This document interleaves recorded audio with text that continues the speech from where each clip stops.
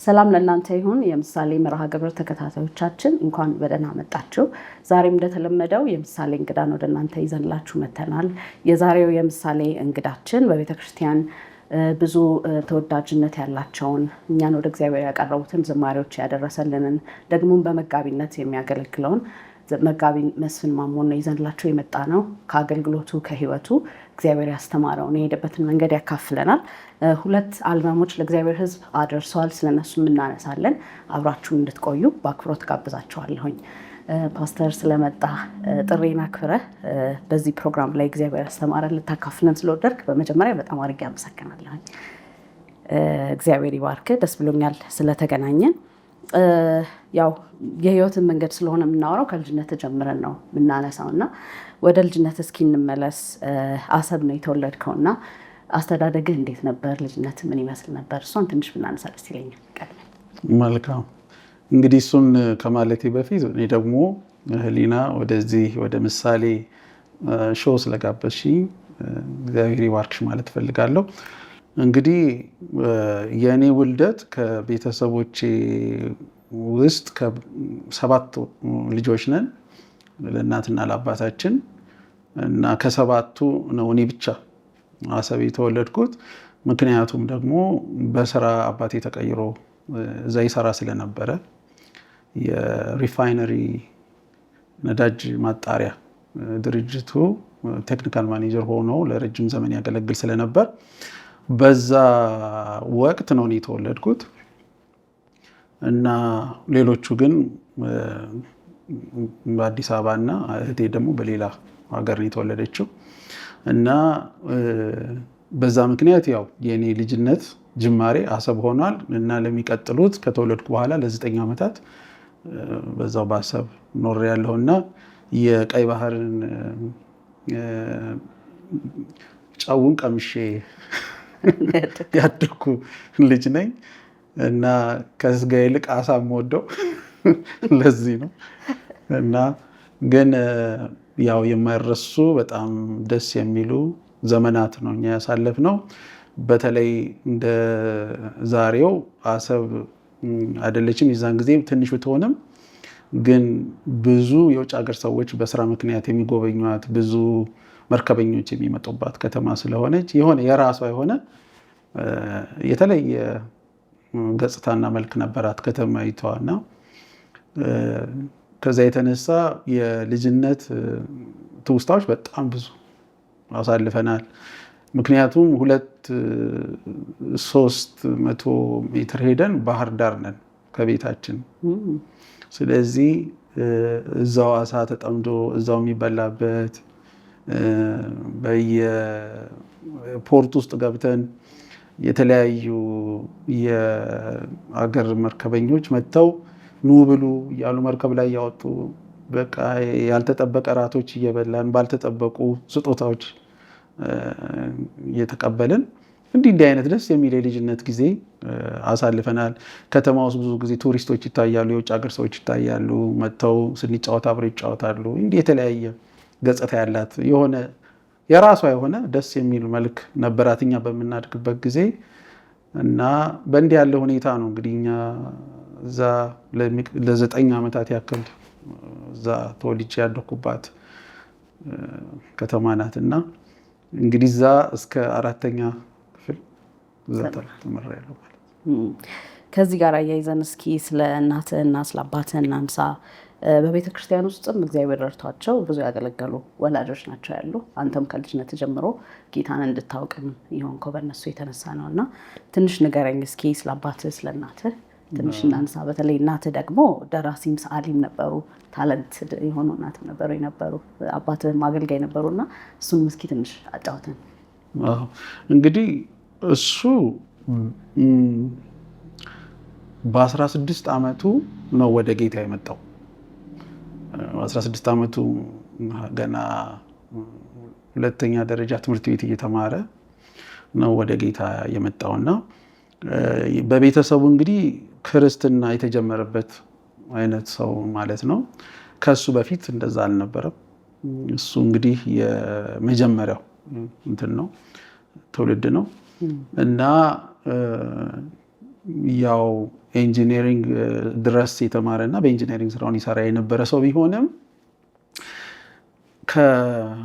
ከመጀመሪያዎቹ 20 ዓመት እድሜዎች ያው ከዛው ከ16 እድሜ አለፍ ብሎ ትንሽ ከፍ እንዳለ ወዲያውኑ በቃ ቤተክርስቲያን ገብቶ ድሮ ዛሬ አይሲ በፊት ኤስአይም ነበር የሚባለው ሱዳን ኢንቴሪየር ሚሽን እና ከቃለ ሕይወት ቤተክርስቲያን ጋር አብሮ የሚሰሩት እነሱ ስለነበሩ እዛ ግቢ ውስጥ ነበረ አይ ቲንክ ቤተክርስቲያናቸው አዲስ አበባ ሲያገለግሉ በፊት እና እዛ ውስጥ እያገለገለ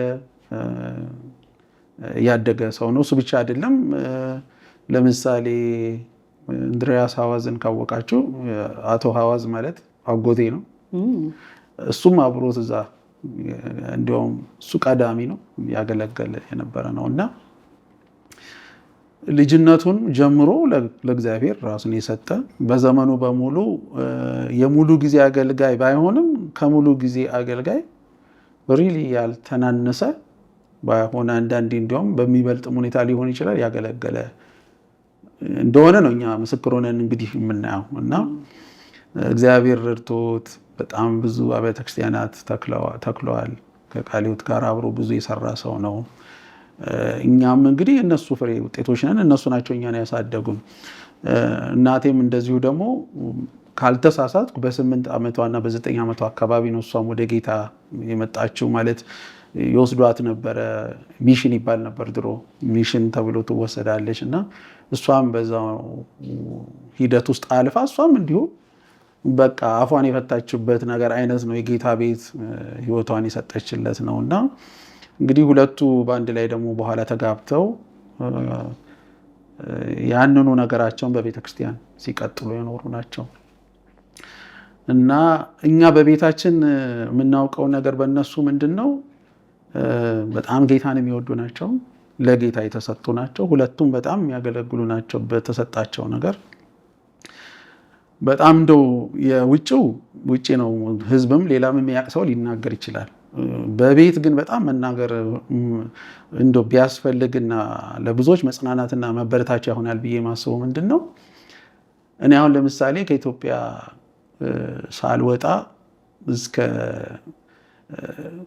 20 ምናምኖቹ ሌት 20 ድረስ 27 28 ድረስ ኖር ያለው እንግዲህ ነፍስ ሳቅ ጀምሮ እኛ ቤት ውስጥ መጽሐፍ ቅዱስ ጥናት፣ የቤተሰብ ጸሎት፣ አምልኮ፣ መጽሐፍ ቅዱስ ጥናት 28 ዓመታቱን በሙሉ ተካሂዱ። በሳምንት 5 ቀን ለ1 ሰዓት በየምሽቱ ይካሄዳል። አንዳንዴ የደከመ ቢመስልም በፍጹም ተመልሶ እዛው ቦታው ላይ 5 ቀን በሳምንት ሁል ጊዜ አለ። ምክንያቱም ብዙ ጊዜ ቅዳሜ ያው ቤተክርስቲያን አገልግሎት ስላለ እሑድም እንደዛ ስለሆነ ያ የማይቀር እኛ በቃ ስናድግ ውስጣችን ታትሞ የቀረ አንድ ነገር ብንል እሱ ነው እና እንደዚሁ ፈገግ የሚያስደርግ ነገር ምንድን ነው? በዛ ውስጥ ብናገር ብንጣላ ብንጋጭ እንደ ቤት ውስጥ ረብሻ እንኳን አለመግባባት ቢፈጠር ልጅ ከልጅ ቢጋጭ ቢደባደብ ሁሉ ጸሎት ግን ማንም አይቀርም፣ ግዴታ መግባት አለበት እና ይሄ አሁን ወደኋላ መለስ ብዬ ሳስበው የሚገርም መሰረት ህይወታችን ላይ የመሰረተ ነው። እኔ አንዳንድ ጊዜ ሳስበው በነዛ ሁሉ ደግሞ ዓመታት የምናጠናው ረዳት መጽሐፍቶች አይደለም፣ መጽሐፍ ቅዱስን ነው። ሊትራሊ ከዘፍጥረት እስከ ራዕይ፣ ከዘፍጥረት እስከ ራዕይ፣ ከዘፍጥረት እስከ ራዕይ በጨረሱን ቁጥር የምናጠናው። ስለዚህ በቃ ቃሉ በጣም ውስጣችን የተተከለባቸው ዘመናት ናቸው ብል ትክክለኛ ይመስለኛል እንደዛ መናገር እና በጊዜው ያነጫንጨናል። እኛ ዛሬ ደስተኞች አይደለንም፣ አንፈልግም ብለን ልጅ ስንል በቃ እንደዛው የተነጫነጭን ገብተን ቁጭ ስንል በል መስፈል ጸልይ ነው የምባለው እና የተበሳጨው ሁሉ ሊጸልይ ይችላሉ። ግን እንዲህ ያለውን ህይወት ነው ያካፈሉ።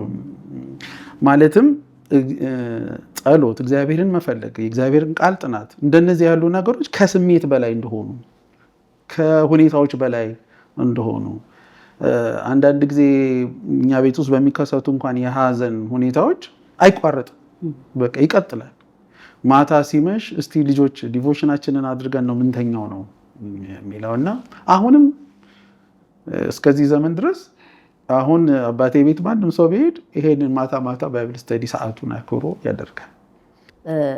በጣም ገና እርሊ ነው ወደ መዝሙር ወደ ሙዚቃ እየተሳብክ የመጣውና ታስታውሰዋለህ? ሙዚቃ ስትሰማ ልዩ ስሜት ይሰጥህ የነበረውን የመጀመሪያውን ጊዜ አካባቢ ወደ ሙዚቃ እንደሆነ ልብህ ያወቅከው መቼም ከ7 ዓመት በታች ጀምሮ በጣም ኢንትረስትድ እየሆንክ የመጣበት እንደሆነ ነው እና የምታስታውሰው ሙዚቃ ስትሰማ የሆነ ስሜት ይሰጥህ የነበረውን የልጅነትን ጊዜ ብታነሳልኝ ደስ ይለኛል።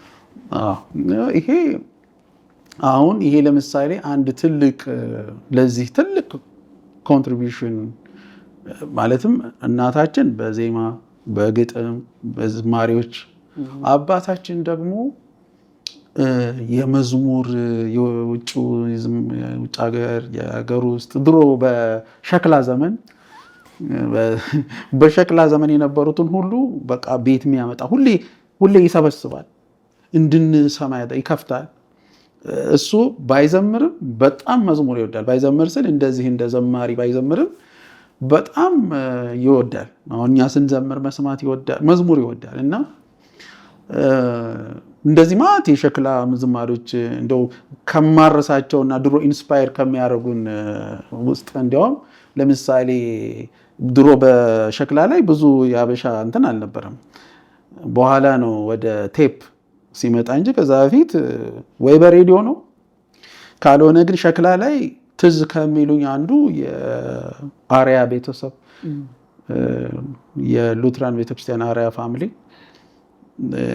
የነሱ ወንድም ተመለስ ፍጠን ጸልይ ሰዓት ሳይደርስብህ እንግዳ ነኝ እኔ እነሱ ናቸው የቀዷቸው እነዚህ እና ለመጀመሪያ ጊዜ ኦርጋናይዝድ የሆነ የሚገርም ማለት ከአንድ መሳሪያ በላይ ይዞ ይሄ በዛ ያለ አሁን ለምሳሌ ድሮ ነበረ ነጽዮን ኳየር በኋላ ሙሉ ወንጌል የሆኑት እንደዚህ ጅማ ኳየር አለ አኮርዲዮን እና ጊታር ነው ብዙ ጊዜ እነዛ ግን ፒያኖ ጊታር የተለያዩ መሳሪያዎች ይዘው ያገለግሉ እና ይሄ ለየት ያለ በጣም የሰለጠነ አይነት የመጀመሪያ ዜማ እኛ ቤት ውስጥ ትዝ የሚለኝ የአርያ ቤተሰብ ነው። አሁንም የቀሩ አሉ እግዚአብሔር ይባርካቸው እና ያንን አይነት ነገር እንሰማለን። ግን ከኔ በፊት የመጀመሪያው ትልቅ ወንድማችን አሁን ወደ ጌታ ሄደው ወንድማችን እሱ ነው ሙዚቃ የሚባለውን ነገር መጀመሪያ ለመያዝ እንትን ያለው ማለት ነው።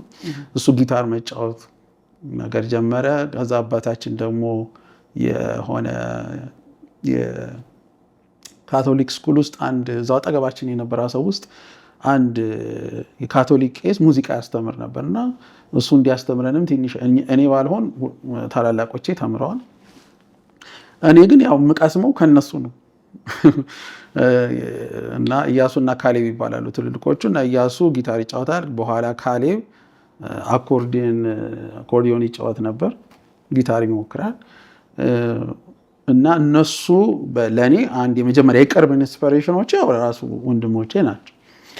ከነዚህ በላይ ማስታወሰው በጣም እንግዲህ አሁን በዛ በምንለው እድሜ በ6 በ7 በ8 እድሜ ላይ አስታውሳለሁ ኢንስፓየር ከሚያደርጉን መሃል ወንድማችን አቶ አዲሱ ወርቁ ወንድም አዲሱ ወርቁ እንግዲህ ለእኛ እንደ ቤተሰብ ነው።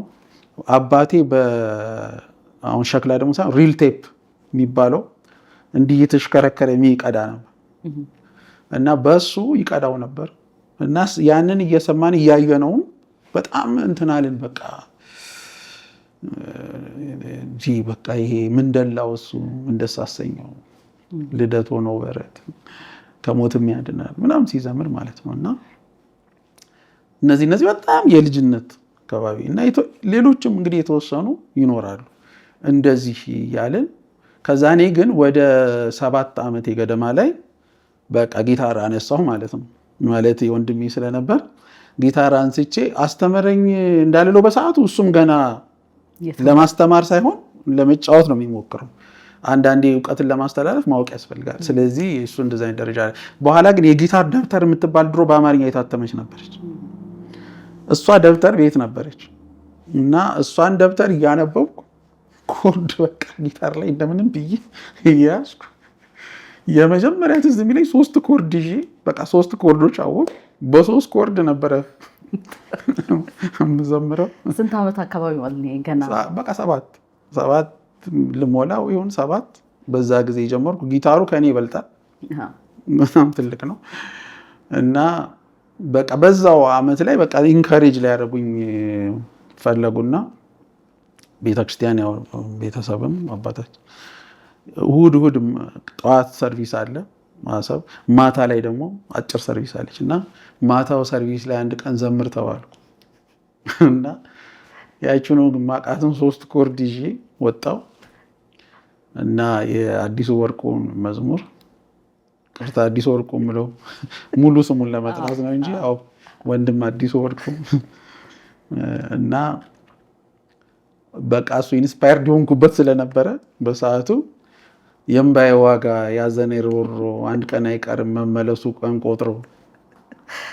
መከራው በዛብኝ ማንባቴን አልተውኩም ወደ እርሱ ከመጮህ ተስፋ አልቆረጥኩም አይቀርም ብናገር መልሱን እንደማገኝ ለጊዜው ጌታዬ የተወኝ ቢመስል ብዬ በ7 ዓመት እኔ ምን እንዳጣሁም አላውቅም። እኔ ዜማው ይመስለኛል እና ሰው ሳቅ ይዞታል። ምክንያቱም መዘመሬ ደስ ብሏቸዋል። መዝሙሩ ግን አይመጥነኝም፣ ከኔ ጋር አይሄድም። ብቻ ኤኒዌይ ዳት ዋዝ አንዱ ደስ የሚለው የዛ ዘመን ኢንካሬጁ በጣም ያበረታቱሻል። በ9 ዓመትህ ነው ሶሎ የቆምከው አይደል? በ7 ለብቻ በ7 ወዲያው በቃ የማታው ላይ የእሑድ ማታው ላይ አዲሱን የዘመርክ እሱ ለብቻዬ በቃ በሶሎ ነው። እሱ እንግዲህ የልጅነት ነው። ከዛ ወዲያ እንኳን ብዙ ሶሎ ሳይሆን መዝሙሮች እየጻፍኩ ለኳየር ጋር እንዘምር ነበረ። የኛ ፋሚሊ እንደ ፋሚሊ እንዘምር ነበር እንደ ቤተሰብ። እሱን ስንዘምር ያው ሶሎ እንኳን ሬርሊ ነው አልሰጥም ማለት ይቻላል። አንድ ሜይ ቢ 1 ቁጥር ልል እችላለሁ። በተረፈ ግን አብረን በህብረት የሆነ ያክል ዘመን አገልግለን ነው የቆየ ነው። በኋላ ነው ወደ ከ18 በኋላ ወደ መድረክ ነገር ለሶሎ። ከዛ በፊት ግን ብዙ ሪኮርዲንግ ሰራ ነበር፣ ቅጆች ሰራ ነበር መዝሙሮቼን ማለት ነው። አሁን ቅድም ምስጋና ይሞላ ብላ እናቴ የጻፈችው መዝሙር በ16 ዓመቴ ነው የዘመርኩት። ልክ እንደዛ አሉ የልጅ በጣም ከልጅነት ስለሆነ የጀመርኩት። እኔ ምን አደረግ ነበረ ዝም ብዬ ቤት ውስጥ ቁጭ ብሎ መቅዳት መዝሙሮች ማለት ሙዚቃ መሳሪያዎች እያመጣሁ ኮምባይን እያረኩ በጣም በቃ ክሪኤቲቭሊ ብዙ ነገር ለመስራት ሞክር ነበረ። ወንድሞቼ ከኔ ጋር በተለይ እኔና እያሱ አብረን እንሰራ ነበረና ካሌብም ወንድሜ በጣም እሱም አብሮ ያኔ ኪቦርድ ወይም አኮርዲየን እንደዚህ አይነት ነገሮች ነበሩ በአስራ ቤቶች እድሜ ገደባችን ውስጥ እያለን ማለት ነው። ለመጀመሪያ የጻፍካትን እግዚአብሔር የሰጠን ዝማሬ ታስታውሳለህ? አዎ ያስቃል እሱ ራሱ። በስንት ዓመት ይሆናል? በ11 ዓመቴ። እሺ እርግጠኛ ነኝ ከመዝሙረ ዳዊት ገልጬ የሆነ ጥቅስ እንትን ብዬ ነው እና እሱን ትንሽ ፖሊሽ አድርጌው ይመስለኛል። እና የመጀመሪያው መዝሙር አዝማችሁ ነው ትዝ የሚለኝ። የለቅሶ ወይንም መልስ እጠብቃለሁ ወደ አንተ አብዝቼ እቃትታለሁ። አሁን ይህንን መዝሙር እንዴት አልከው ብትይ በዘመኑ ብዙ ከባድ ዘመን ስለነበረ ያው መዝሙሮቹ በአብዛኛው ከእንደነዚህ አይነት ግጥሞች ጋር ህዝቡ ሪሌት ያደርጋል። በቃ በእግዚአብሔር ፊት የነበረ በእንባ እንደዚህ አይነት ነገር ያው ስርዓት ተለውጠዋል። በስርዓት ውስጥ የመጡ ችግሮች አሉ። ስለዚህ እነዛ ችግሮች በቃ ብዙ ህዝቡ የሚጸልይበት የሚንበረከክበት አሁን እንደምናየው ደስታ ሆታ አሁን ያለው አይነት ምላሽ ቤተክርስቲያን ስንገባ አልነበረም። የዛኔ የነበረው ምንድነው? ሰው ያለቅሳል፣ ይማልዳል፣ ይጮሃል። ምክንያቱም የነበረው ራሱ የዘመኑ ችግርም እንደዛ አይነት ችግር ነው የነበረውና እንደዚህ አይነት መዝሙር መዘመር አንደኛ ከዛ ውስጥ ነው ራሳችን የምናድገው፣ ከዛ ውስጥ ነው የምንወጣው። ስለዚህ ከዛ ውስጥ ስንወጣ ለእኛ በጣም በጣም በቃ ናቹራል እንደዚህ አይነት ነገር መዘመር ምንም ማንም ግር አይለውም። ግን ለእኔ እንደው በዛ እድሜ መባሉ ነው እንጂ ሌላ ሰው ቢዘምር ምናልባት ምንም ላይሆን ይችላል። እና እንደዛ ከዛ በኋላ ያው በዝማሬ የዝማሬውም እንዳለ ሆኖ በሙዚቃም ደግሞ አገልግሎት ብዙ ያበረከትካቸው ነገሮች አሉ እግዚአብሔር ረድቶህና ወደ እሱ ለማደግ በደንብ የመጣበት የሚመስለኝ ከወንድም ከኢያሱ ጋር የምታጠፉት ጊዜ ልምምዱም ይመስለኛል። እና እስቲ ስለ ወንድም ስለ ኢያሱም ትንሽ እናንሳ። ያደረጋቸውንም እግዚአብሔር ረድቷችሁ አስተዋጽኦች በዛው እናነሳለን እና እንዴት ታስታውሰዋለህ ወንድም ኢያሱን? እንግዲህ ወደ ኢያሱ ስመጣ ኢያሱ በጣም በጣም በጣም ከሚያስደንቀኝ ነገር አንዱ በጣም ፓሽኔት ነው። ውስጡ የሚቃጠል ሰው ነው። አንድ ነገር ካሰበ መሆን አለበት፣ ወደኋላ አይልም። ለአንድ ነገር ሲሰጥ እስከ ጥግ ነው የሚሰጠው እና እንደዚህ ያለ በጣም ውስጡ የመቃጠል ነገር እንደዚህ ፓሽን ስላለው ከሱ ጋራ ያላስገባኝም ያልገባሁበትንም ቦታ በቃ የትም ነው። ለምንድን ነው ምናልባት የሚመስለኝ ካሌብና ኢያሱ ተከታታይ ናቸው። እኔ አነስ ስለምል እንደ ልቡ ብድግ ያደረገኝ ስለሚሄድ ሊሆን ይችላል እንጂ ካሌብም ኢኳሊ ከኛው እኩል በጣም በጣም እግዚአብሔር በሆነ መንገድ ተጠቅሞበታል። አሁንም እግዚአብሔር የባረከው ሰው ነው እሱ እና ግን ያ ነገር እያደገ መጣን። ሳማው ወደ እኔና ወደ ኢያሱ ነገሩ ትንሽ እንትን አለ። ካሌብን በስራው ምክንያት በተለያዩ ትምህርቶች ምክንያት አብሰንት ስለማይገኝ እንደዛ ነገር ነበር እና በኋላ አንድ ቀን እንግዲህ ከዛ በፊት ይሄንን ሞክር ያንን ሞክር፣ መሳሪያ ያመጣል፣ ከሆነ ቦታ ይዋሳል፣ እስኪ ይሄን ነገር እንሞክር፣ እንደዚህ እንቅዳ፣ እስቲ እንደዚህ ማንቀዳው ነገር እዚህ ከተማ ታችን አስቱ ወንድማችን የጆኒ እናት እና አይ ሪሜምበር ለሷ ሁሉ አንደኛው ቁጥር 1 ይሁን ቁጥር 2 ቀርተንላታል ሲዲዮን ከኢያሱ ጋር እና ስንቀዳ ራሷ እኔ አላውቅም እሱን አንጠልጥሎ ይዞኝ ሄዶ ማንም ሳያሳያችሁ እናንተ ናችሁ ያው እንትኑን መቅጃውን ምንም በቃ ያኔ ማን ያስተምርሽ? ምንም ወይ ማየት ነው የምታየውን ነገር ነው። ምንም ሌላ የሚያስተምርሽም ሰው የለም። እንዲያውም እንደዛማ ብንማር ይቀል ነበር። ግን ኤኒዌይ እንደዛ ነበረ። እንደዛ አይነት ስራዎችን ሰራ ነበር አንዳንድ ጊዜ። አሁን ለዚህ ነው ወደኋላ ተመልሼ ለማን ነው ራሱ አሁን ሰው ካላስታወሰኝ እኔ ለማን እንደቀዳን እንኳን ትዝም አይለኝም። ብቻ የሆነ ስቱዲዮ ስንገባ ትዝ ይለኛል የሆነ ምናምን እንደዚህ እና በኋላ ከትውስታዎቹ መሃል አንድ ጊዜ የሆነ ቦታ ወስደሃለሁ አለኝ ኢያሱ። ምንድነው ስለው በቃ ሳንፈርድ ብሪቲሽ ስኩል አዲስ አበባ ሳንፈርድ ውስጥ የታለንት ሾው አለ። እንግዲህ ይሄ ማለት ዝም ብሎ መንፈሳዊ ቦታ አይደለም፣ ያው ትምህርት ቤት ነው። ሁሉም ያለውን ዕውቀት አምጥቶ የሚያሳይበት ቦታ ነው እና እንደዛ አይነት ታለንት ሾው አለና እንሂድ፣ 2 ጊታር ይዘን ታለንት ነው ብለን እንዘምር። በጣም ፓሽኔት ነው። በቃ የራሱ ወንጌል ነው ብሎ ያው በቃ በግድ ያሳመነኝ። በጣም ልጅ ነኝ እኔ፣ እሱም ልጅ ነው፣ በጣም ልጅ ነኝ፣ ገና ቲኔጅ 10 ቤት ውስጥ ነኝ። ከዛ ወሰደኝ። ስንገባ የታለንት አይነት ማመን ነው የሚያቅተው። ነጮቹ የሚጫወቱት የጊታር አይነት እኛ ከተፈጠርን ራሱ እንደዛ እርግጠኛ ነህ? በጣም ቦልድ ነው።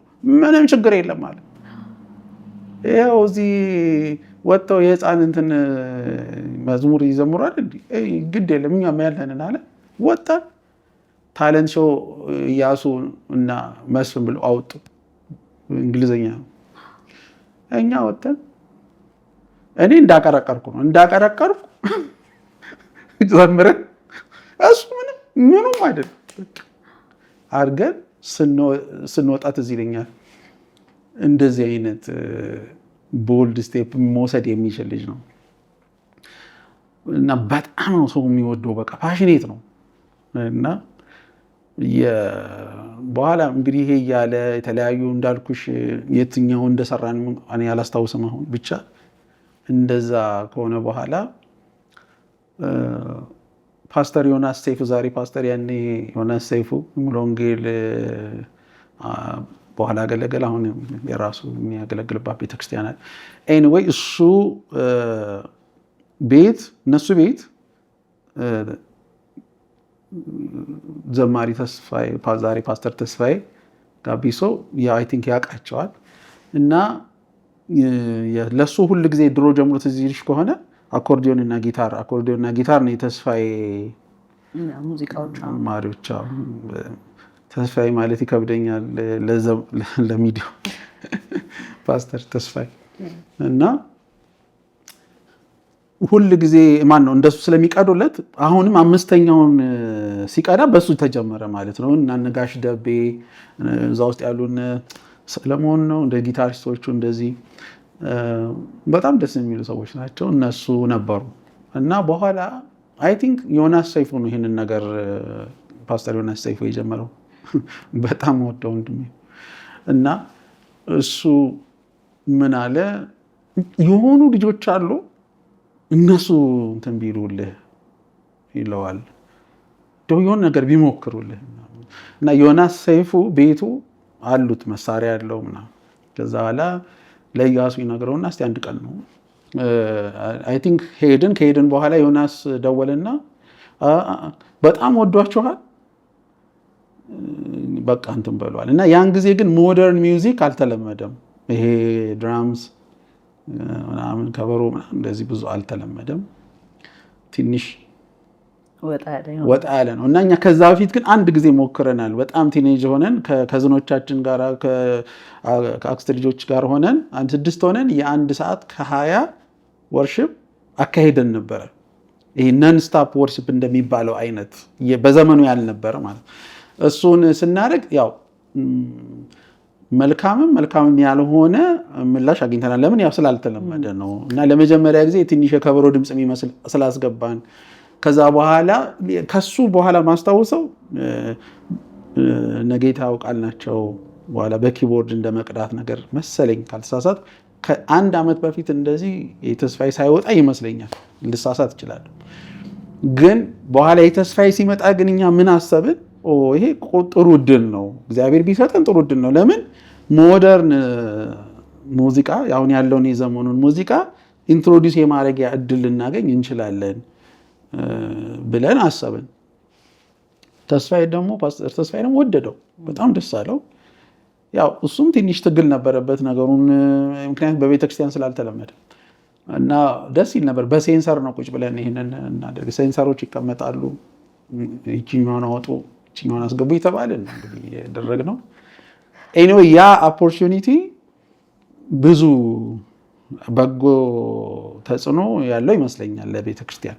ምክንያቱም እሱን ሲዲ እንትን ቴፕ ቀርተን ከጨረስን በኋላ አብያተ ክርስቲያናት ኪቦርድን ይሄን ሞደርን ሙዚቃን ትንሽ የመቀበል ነገር በተስፋዬ ጋቢሶ ተጽዕኖ ይመስለኛል እንጂ ቤተክርስቲያን ከዛ በፊት ብዙ እንደዚህ አይነት ነገር አክሴፕትድም አልነበረም።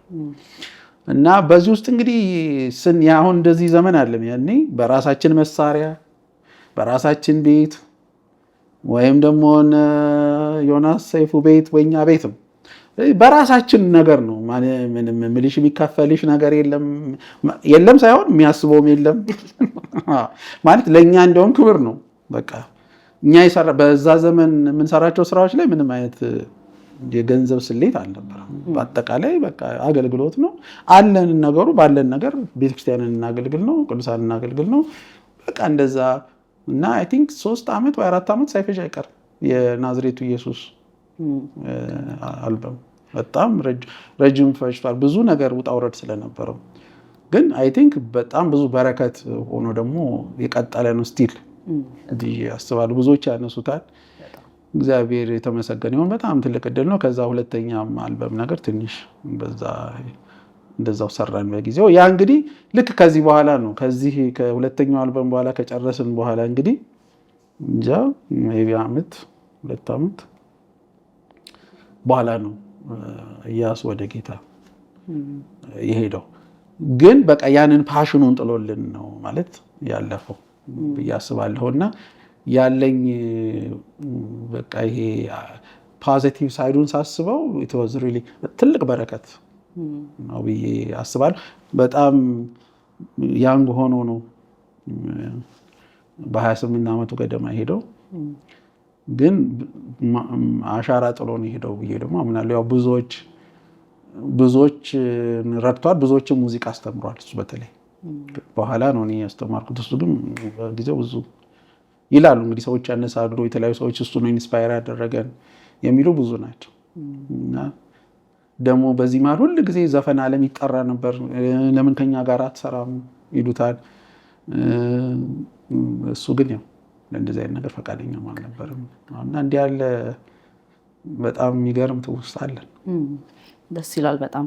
ስለ ሙዚቃ ስራዎች እስቲ የፓስተር ተስፋዬ ጋቢሶ 5ኛ አልበም ላይም አለ ብዙ የተሳተፍኩባቸው አሉና ብዙ ጊዜ በዝማሬ ነው የምናውቅህ እንጂ በሙዚቃ ተጫዋች መሆንን ብዙ የምናውቅ አይመስለኝም። እና በምን በአልበሞች በኳየር በመዘምራን አልበም ላይ ተሳትፈሃል?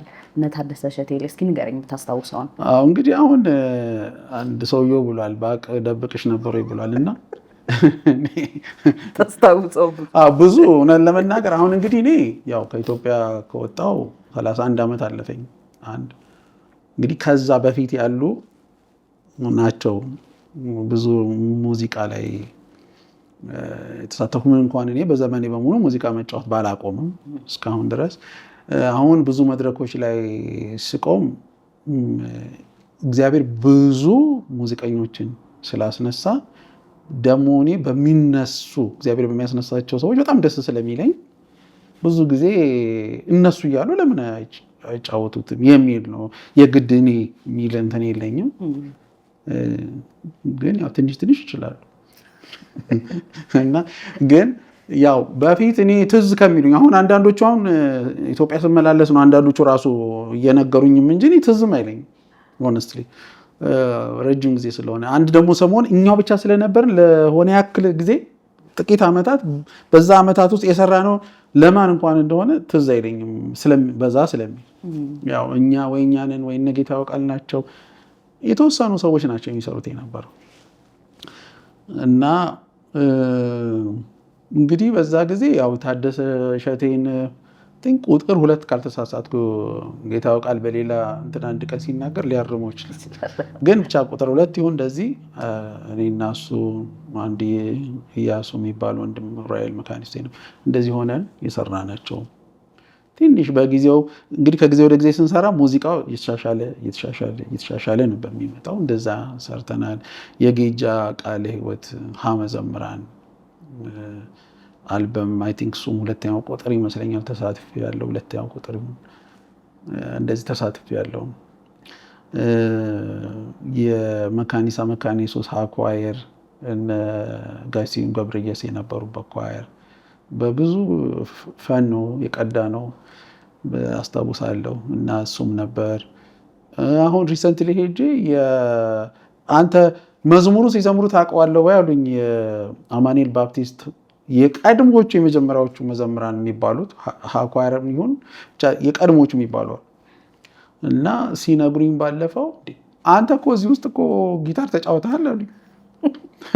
ነበር እንዴ ያልኩት እኔ እስካሁን ድረስ አልኳቸው። ሊመጣልኝ አልቻለም፣ ግን መዝሙራቸውን ሲዘምሩት በሙሉ አውቀዋለሁ። እና እንዴት እንደቀዳው እንግዲህ በሆነ አጋጣሚ ገብቼ ቀድቻለሁ ማለት ነው። እና የነበሩም ሰዎች ናቸው አንስተው የነገሩኝ።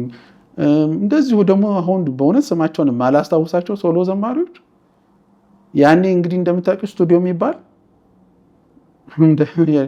የለምና በየስርቸው ነው። እና እንደዚህ ያሉ እንትኖች በጊዜው እንሰራ ነበረ። እንግዲህ ዛሬ ገና እንግዲህ 31 ዓመቴ ቢሆንም ከወጣው ከኢትዮጵያ እኔ ገና 22 ዓመቴ ነው። ስለዚህ ግን እንሰራ ነበር ማለት ነው። አብረን ግን ከዚህ ጋር እንድናነሳው የምፈልገው አንደኛ የዝማሬ ምሽት የሚባል ነገር ኢትዮጵያ ውስጥ ሀሳቡም ሳይኖር ከኢያሱ ጋር ደፈር ብላችሁ እንዴት እንዳሳመናችሁም ትነግረኛለህ። ሰው እንዴት ተቀብሎ እንደመጣው ራሱ ፕሮግራሙ። ሁለተኛ ደግሞ በካሴት ትዝ ሲለኝ ድሮ መዝሙሮች ይጻፉ ነበር ከነቁጥሩ ከናዝማችሁ ለሚሰማው ሰው እያነበበን እንድንሰማ። ያንንም ሀሳብ አንተና ኢያሱ እስቲ ብንሞክረውስ ብላችሁ የጀመራችሁት እንደሆነ ሰምቻለሁ። እና እስቲ እነዚህ ሁለቱን ነገሮች ብናነሳቸው ባናልፋቸው ጥሩ ነው እላለሁ። እንግዲህ እኔ አይ ቲንክ የዛን ጊዜ ካልተሳሳት 16 ዓመት ወይም 15 ዓመት ሆናለሁ።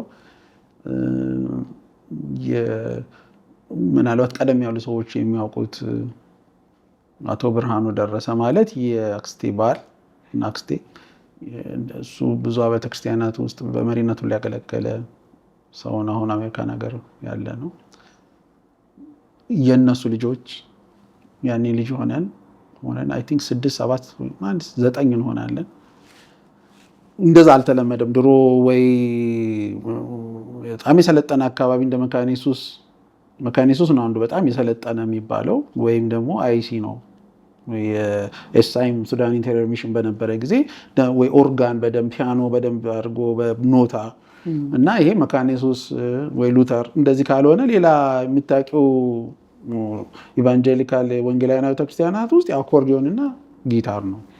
ስለዚህ የዛን ጊዜ ኪቦርድ የሆነ ቦታ አገኘን አመጣን። እግዚአብሔር ይባርካቸውን ቤተሰቦች ሰጡን። ጊታር እንደ ቤዝ ነገር በቃ ማለት የሌለ ነው አልነበረም እንደዛ። እና አንድ 6 7 ኢንስትሩመንት ይዘን የሆነ ለምን እንዴት ነው አሁን ከመዝሙር ዝም ብሎ ፍሎ የሚያደርግ እንደዛ አልነበረም። ድሮ አንድ አዝማች አንድ መዝሙር ስለሚባል እንደሱ ሳይባል የሚያልቅ 1 ሰዓት ከሩብ ከ20 የሚፈጅ ዝግጅት አዘጋጀንና በቃ ምን ችለውን ሰው የምናውቀውን ትልልቅ ሰው ሁሉ ጠራን። አቃቂ ቃለ ሕይወት ቤተክርስቲያን ውስጥ ነው 120 200 ሊሆን ይችላል። አነስ ያለ ሰው መሪዎች ብዙ አሉበት እና ጠራን። ከዛ በኋላ ኪቦርድ እንደዛ ተሰምቶ ብዙ አይታወቅም በዛ ጊዜና ልክ ሲከፍት ድም ምናምን ይላል በቃ። እና እንደሱ ሲሰሙ አንዳንዱም ያው አልለመደውም እንደ ዘፈንም ሊመስላቸው ይችላል። ኤኒዌይ እንደዛ ስንጀምር ያው ሙዚቃ የሚያውቁ ሰዎች ማለት ሙዚቃ በመስማት የልምድ ያላቸው ሰዎች ደስ አላቸው በጣም። በኋላ ግን ስንወጣ አንዳንዶቹ በጣም ግራ አላቸውና እንደ የማሞና የብርሃኑ ልጆች ድቢ ይዘው ቤተክርስቲያን ገቡ ለካ ከበሮን ነው ብለውም ያሉ አሉ። ግን ለኛ ይሄ ምንም ብዙም ዲስካሬጅመንት አልፈጠረም። እኛ ቀጠልንም። እንዲያውም በጣም ሞቲቬት ያደረገን ያንቀሳቀሰን ነው። ግን ይገርማል በጣም እርሊ ነው እንደዚህ አይነት ነገር እንግዲህ የነበረው። ምናልባት ካልተሳሳትኩ እንዳልኩሽ መካነ ኢየሱስ ይሄ በደንብ ቆየ ነው የመካነ ኢየሱስ ሙዚቃ ዓለም ግን ብቻዋን ናት። በተለይ አዲስ አበባ መካነ ኢየሱስ ሉተር ደግሞ አሪያ ፋሚሊ ስለነበሩ የነሱ ደግሞ እንትን አለ። ግን ያው እነሱ በአብዛኛው ወደ ማህሌተ እግዚአብሔር የኖታ ዝማሪዎች ላይ ነበር አትኩሮቱ የነበረው እና ያ ወደ ሌሎቹ አብያተ ክርስቲያናት አልነበረም። ያው በአኮርዲዮን እና በጊታር ነው ብዙም የነበረው እና ያ እንግዲህ ትንሽ ሰፋ እያለ ሙዚቃ እንትኑ አውዱ እየጨመረ መጣ። ይሄ የመጀመሪያው ፓርት ነው ከኢያሱ ጋር። ይሄ ሁለተኛው ጥያቄ ካስታወሽኝ የካሴቱ ላይ የተጻፈ የካሴቱ ደግሞ ምንድነው በዛው አካባቢ ምናልባት 16 ዓመቴ ቢሆን 17 ሊሆን ይችላል። በቃ የቤተሰብ መዝሙር ብለን እናውጣ። ግማሹ የኢያሱ መዝሙር የካሌብ የኔ አድርገን እህቴም እንደዚህ አድርገን እሱ ደግሞ ሌላ ኢንትረስቲንግ እንትን ነበር። ምክንያቱም ስቱዲዮ የሚባል የነበረው ድሮኛ የምናውቀው የኤስአይም ግቢ ነበራቸው። ያ ግቢ ውስጥ ደንበኛ ፕሮፌሽናል ስቱዲዮ አለ። ግን ብዙ ጊዜ እዛ ውስጥ ወይ መጽሐፍ ነው ወይ ፈረንጆች ነው ብዙ አልነበረም። እና የዛን ጊዜ ማለት እንዲህ እንደ ልብ አክሰሰብል አይደለም ስቱዲዮ የሚባል ነገር። ያ ግን በደንብ ፕሮፌሽናል ስቱዲዮ ነው እና እሱን ውስጥ ለመቀዳት ሞክረን ነበረ እና አልተቻለም። ከዛ በኋላ እድል አገኘንና ኢንተርናሽናል ኮሚዩኒቲ ስኩል አይሲኤስ በጣም ቆንጆ ስቱዲዮ ነበራቸው። ትንሽ ክሊፖች እንዳውም የዛ ዘመን አሉ አይ ዶንት ኖ የት እንዳሉ እንጂ እና እዛ ገባንና መዝሙሮቻችንን በቃ በእንደዚህ አይነት ስቱዲዮ ተቀዳንና በቃ ይሄንን እናውጣው ተብሎ ካሴት ካቨር ተሰራ፣ እንትኑ ተቀዳ፣ ተዘጋጀ። ከዛ ምን አለን ለምን ግጥሙን ውስጥ ጥፍጥፍ ብሎ እንደሚቀመጠው በቃ የእሱን አይነት ነገር ለምን እዚህ ኢትዮጵያ ውስጥ ይሄን ነገር ለምን አንጀምረውም ብለን አሰራ ነው። ቆንጆ የምትገርም ደብተር አድርገን በእንትን ውስጥ ትገባለች በካሴት መያዣው ውስጥ እና እንደሱ አድርገን ይሄን ሁሉ ወደ 2000 ምናምን ያኔ አሳትመን ተቀምጧል። ከዛ ግን ብቻ በዚህ በይ በዛ በይ በሆነ ምክንያት ይሄ ነገር ሳይታተም ሳይወጣ ይቀራል እና ከቀረ በኋላ ያው ቆየ። እኛ እጅ ላይ ምንም አላወጣ ነው። በኋላ ሰዎች ማውጣት ሲጀምሩ ሌሎች እንትን ስንል ለምን እንደዚህ አድርጋችሁ አታወጡ ማለት ጀመርን። መዝሙሮቹን ለምን ምክንያቱም ሰው መከተልና መዘመር ይችላል በቀላል በሚል በኋላ አይ ቲንክ እየተለመደ የተወሰነ ጊዜ መጥቶ የነበረ ልማድ ነው። እስከ ሲዲ ድረስ ይወጣ ነበር አይ ቲንክ እና እንግዲህ ያ የመጀመሪያ ነው ብዬ አምናለሁኝ። እንግዲህ ይህን የሚሻማ ከሌለ እኔ የማውቀው እሱን። በጣም ነው የሚገርሙ።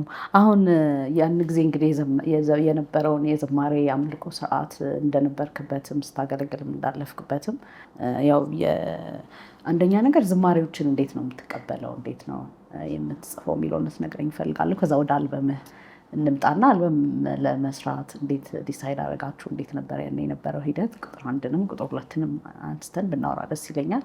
እንደገና ዝማሬንም ደግሞ ከጌታ እንዴት እንደምትቀበል ልምድህን ብትነግረን ደስ ይለኛል። እንግዲህ በጣም ኢንስፓየርድ ውስጤ ሲሆን ነው፣ በጣም ኮንቪክሽን ሲኖረኝ ነው። ውስጤ የሆነ አስገዳጅ የሆነ እግዚአብሔር ነገር መጥቶ በእንደዚህ አይነት ጊዜ በቃ በአብዛኛው አይ ቲንክ ሳስበው ህይወቴ ውስጥ ካለፉ ነገሮች ጋር በጣም የተያዘ ይመስለኛል ወደኋላ አሁን ተመልሼ ሳይ እና አይ ቲንክ ራሴ የሆነ ነገር ያሸነፍኩባቸው ወይም ደግሞ የሆነ ነገር የተሻገርኩባቸው መዝሙሮች ናቸው። በነገራችን ላይ ትንሽ አንዳንድ ሰው ምን ሊሰማው እንደሚችል አላውቅም እንጂ በተለይ እኔ ብዙ ሶሎ ዝማሬ በመድረክ ሳልጀምር በዝማሬዎቼ ለ7 ለ8 ለ9 ዓመታት ብቻዬን ነበር ቤት ውስጥ በራሴ ዝማሬዎች ማመልከው። አድማጭ ኖረኝ አልኖረኝ አንዳንዴ 1 ሰዓት 2 ሰዓት 3 ሰዓት አንዳንድ ቀንም እስከ 8 ሰዓት አስታውሳለሁ እያመልካለሁ በራሴ ዝማሬዎች። አንዳንዴ ቤተሰብ ወንድሞች እህቶች ጆይን ያደርጉኛል እያመለኩ ሰልችቷቸው አላቆም ስል ይሄዳሉ። እንደዚህ አይነት እንትን አሳልፌያለሁና ለእኔ መዝሙሩ ማለት የሆነ ሞር ለእኔ ከህይወት ነገር ነው እንጂ የሆነ ለእንት እስቲ ይህን ብጽፈው እንትና ይባረካል ብዬ ጽፌ አላውቅም። መዝሙር ራሱ እንደሱ ጻፍ ብትይ አልችልም። ስለዚህ በእንደዛ መልኩ ነው ዝማሬዎቹ ሲጽፍ የነበረው እና እንግዲህ አስቢ ሽልማቴን አልበም ሳይወጣ 100 ምናምን 180 ምናምን መዝሙር በላይ ተጽፏል እና እኔ እኮ ለማውጣት ቁጥር 2 አልበም ላይ ያወጣኋቸው ኦነስትሊ በጣም ብዙ ሰው የድሮ ሰው ይጠይቀኛል። እነዛን ዝማሬዎች ብዙዎቹ ያውቋቸዋል እና መቼ ነው የምታወጣልን ብለው ስንት ዘመን የተለመንኩት ነው። መጀመሪያ ያወጣለሁ ብዬ ያልኩት እነሱን ነበር። መጀመሪያ አልበም የሚሆነው ሁለተኛው አልበም ነበር። ግን አንድ ጊዜ በ2007 በፈረንጆች አቆጣጠር አንድ ቀን ወደ ማለዳ አካባቢ ደርሷል። ወደ ከሌሊቱ 10 ሰዓት በኢትዮጵያ በእኛ 4 o'clock እዚህ ባለው 4 o'clock ህልም እያየሁ ነበር እና ህልም ውስጥ ምንድነው እዛ ሽልማቴን ላይ የወጡትን 10ሩንም መዝሙሮች ሊስት ያደርግልኛል። እንደዚህ እንደ ሊስት ማለት ያጽፈኝ ጻፍ እያለ ለካ በህልም እኔ በእውኔ መስሎኛል። ከዛ እንደዚህ የጻፍኩኝ ከዛ እነዚህን መዝሙሮች ከምንም በፊት እንድታወጣ ፈልጋለሁ ይለኛል። ለምን ስለው ትውልዱ ወደ ጸሎት ጓዳ እንዲመለስ ፈልጋለሁ እና ይሄንን የሚያግዙ ናቸው እነዚህ መዝሙሮች ብሎ እቺ የጸሎት ጓዳ የምትል ነገር ውስጥ ከዛ ልክ እንዲህ ብንን ብዬ ስነሳ ልክ ፀሐይ ሰብሮ ሲገባ በመስኮቴ ነውና ጣት ማለዳ እንደዚህ ብድግ አልኩና ደብተሩን ብድግ አድርጌ አጠገቤ የሆነ ደብተር ነበር ስክሪፕት ይዤ ወዲያውኑ 10ሩንም ጻፍኳቸው። እሱ ደብተር አለ አሁን እና እነዚህ ይወጣልኝ እና ለምንድን ይሄን ያልኩሽ? ከዛ ውስጥ ምናልባት ረጅም የጻፈው ምስጋና ይሞላ 16 ዓመቴ እና እኔም በፊትህ ዛሬ ቀርባለሁ የሚለው መዝሙር እሱ ገና ኢትዮጵያ ውስጥ ሆኜ የጻፍኩት ነው። በተረፈ ግን ሌሎቹ እዚህ የውጭ ሀገር መጥቼ የጻፍኳቸው ናቸው አይ ቲንክ ብዙዎቹ። እና ሽልማቴን አሁን ለምሳሌ በ2002 ነው ለመጀመሪያ ጊዜ ጽፌ መድረክ ላይ ባለምንም ሙዚቃ የዘመርኩት 2002 ነው። ስለዚህ ከዛ በኋላ ነው እነዛ በሙሉ ዝማሬዎች ጽፌ ሲጨርስ ነው 2007 ላይ እነዚህን ምንም ነገር ሳትለቅ ይሄንን ልቀቅ ብሎ አለ። ስለዚህ ቶታሊ የፕሮጀክት እንትን ተቀየረ። በዛ ምክንያት እንዴት ነው ማድረገው አልኩና ሙሉ ስቱዲዮ ገነባው ቤት ውስጥ እና መስራት ጀመርኩ። ብዙ ሰራው ሁሉንም። ይሄን እየሰራው እያለ ውስጤ እኔ ምን አይነት ሰው ነኝ በባህሪ ኮላቦሬሽን ወዳለሁ። ብዙ ሰው አብሮ ሲሰራ ደስ ይለኛል።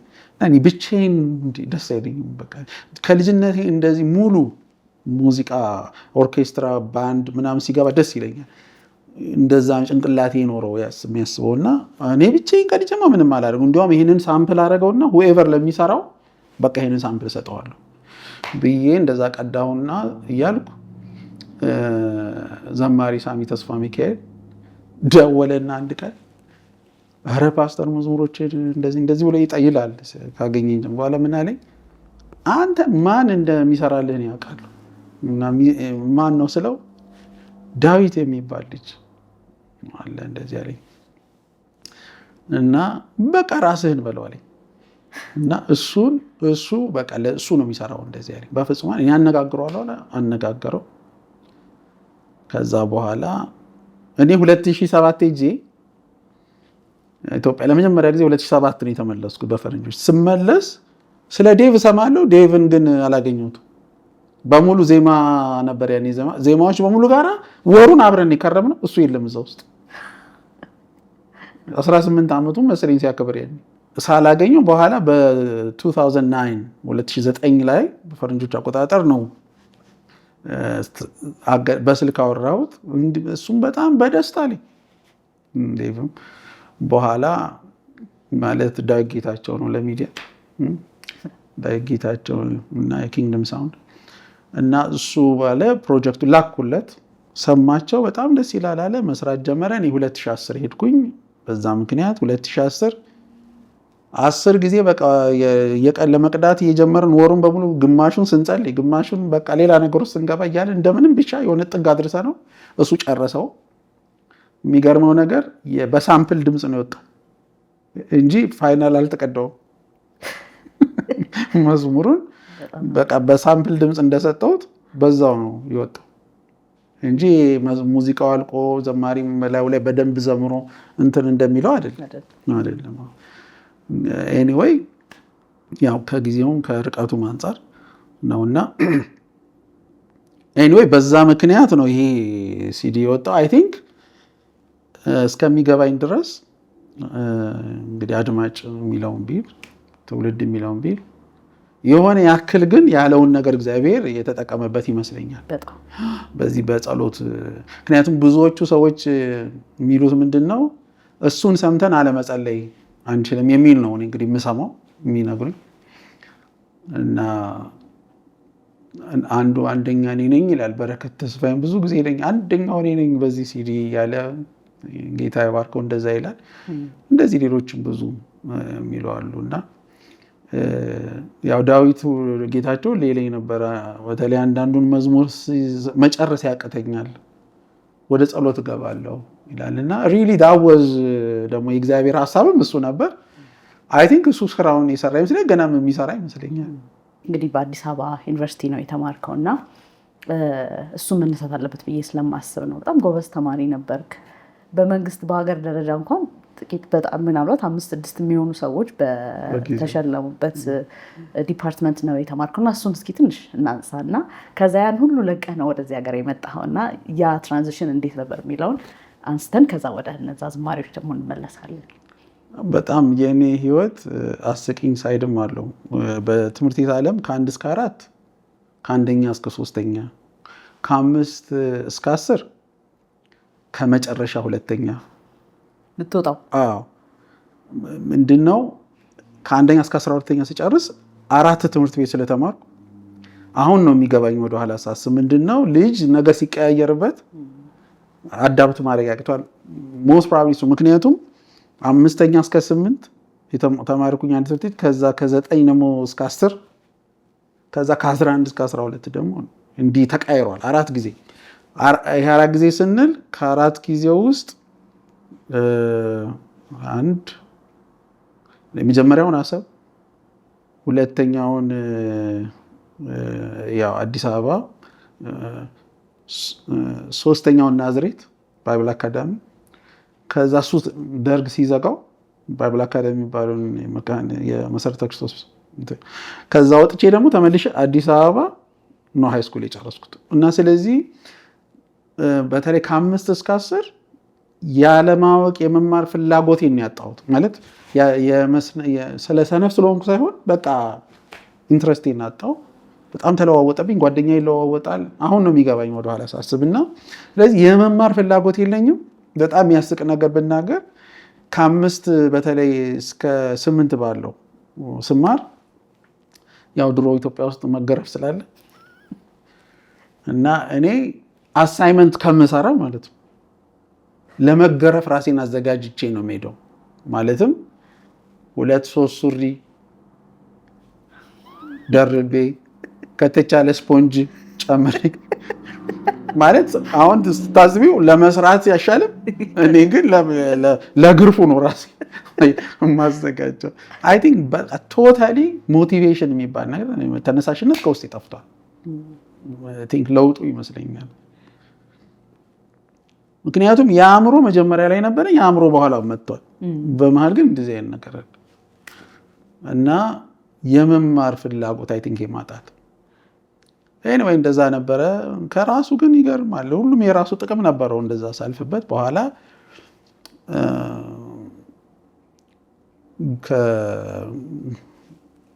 ተመልሼ በጥሩ እንትን ጨረስኩ። አትሊስት ዩኒቨርሲቲ በሚያበቃኝ ነገር ጨረስኩ። ዴይ ታይም ዩኒቨርሲቲ ገባው። 1 ዓመት እንደተማርን ያኔ ደርግ ጠቅላላ አፍሶ ጋምቤላና መተከል የሚባል ወስደው በጣም የሚያሰቃይ የነበረ ዘመቻ ተብሎ ብዙ ያሳለፍንበት ጥቂት ወራትም ቢሆን ግን ከባድ የነበረበት እንደዛ ብዙ ታሪክ ያለው እሱ ራሱን ይቻላልና ኤኒዌይ ከዛ ስመለስ ታመምኩ። በቃ በጣም የተጎዳ ነው ፊዚካሊ ታመምኩ። ከዛ ዊዝድሮ ማድረግ ነበረብኝ የቀን ትምህርት ቤቴንና በቃ ዊዝድሮ አድርጌ በቃ እንትን ጥሩም አልነበረም ስሜቱ። ምክንያቱም አሁንም እንደዛ አይነት ደግሞ ሌላ አይነት ማነቆ። ከዛ በኋላ የድሮ በዛ ዘመን የነበረ የአንድ የኮምፒውተር ዲፓርትመንት ውስጥ ትንሽ ኤንትሪ ሌቭል ግባ ተብዬ ዳታ ኤንትሪ በሱ ጀመርኩኝ። አባቴ በጣም ይሄንን ረዳኝ። እዛ ገብቼ እየሰራው እያለው ወዲያውኑ ዩኒቨርሲቲ የመጀመሪያ የኮምፒውተር ሳይንስ እንትን አወጣ። መጀመሪያ በቃ ዲፓርትመንት የመጀመሪያ 4 ኪሎ ተከፈተ እና በጣም ብዙ ሰው ተመዝግበን በመቶ የሚቆጠር የተቀበሉት 24 ሰው ብቻ ነው። ከ24ቱ መሀል አንዱ ነበር። ከ24ቱ ደግሞ ሲል 5-6 ቀረን እና እንግዲህ በደርግ ዘመን ሳይወርድ ማለት ነው መጨረሻ ላይ ከአካባቢ ሊደርስ ሲል ያን ጊዜ ያው ግራጁዌሽን ጊዜያችን ልክ ሲደርስ 1 ሳምንት ሲቀረኝ ነው እያሱ ወደ ጌታ ሄዱ።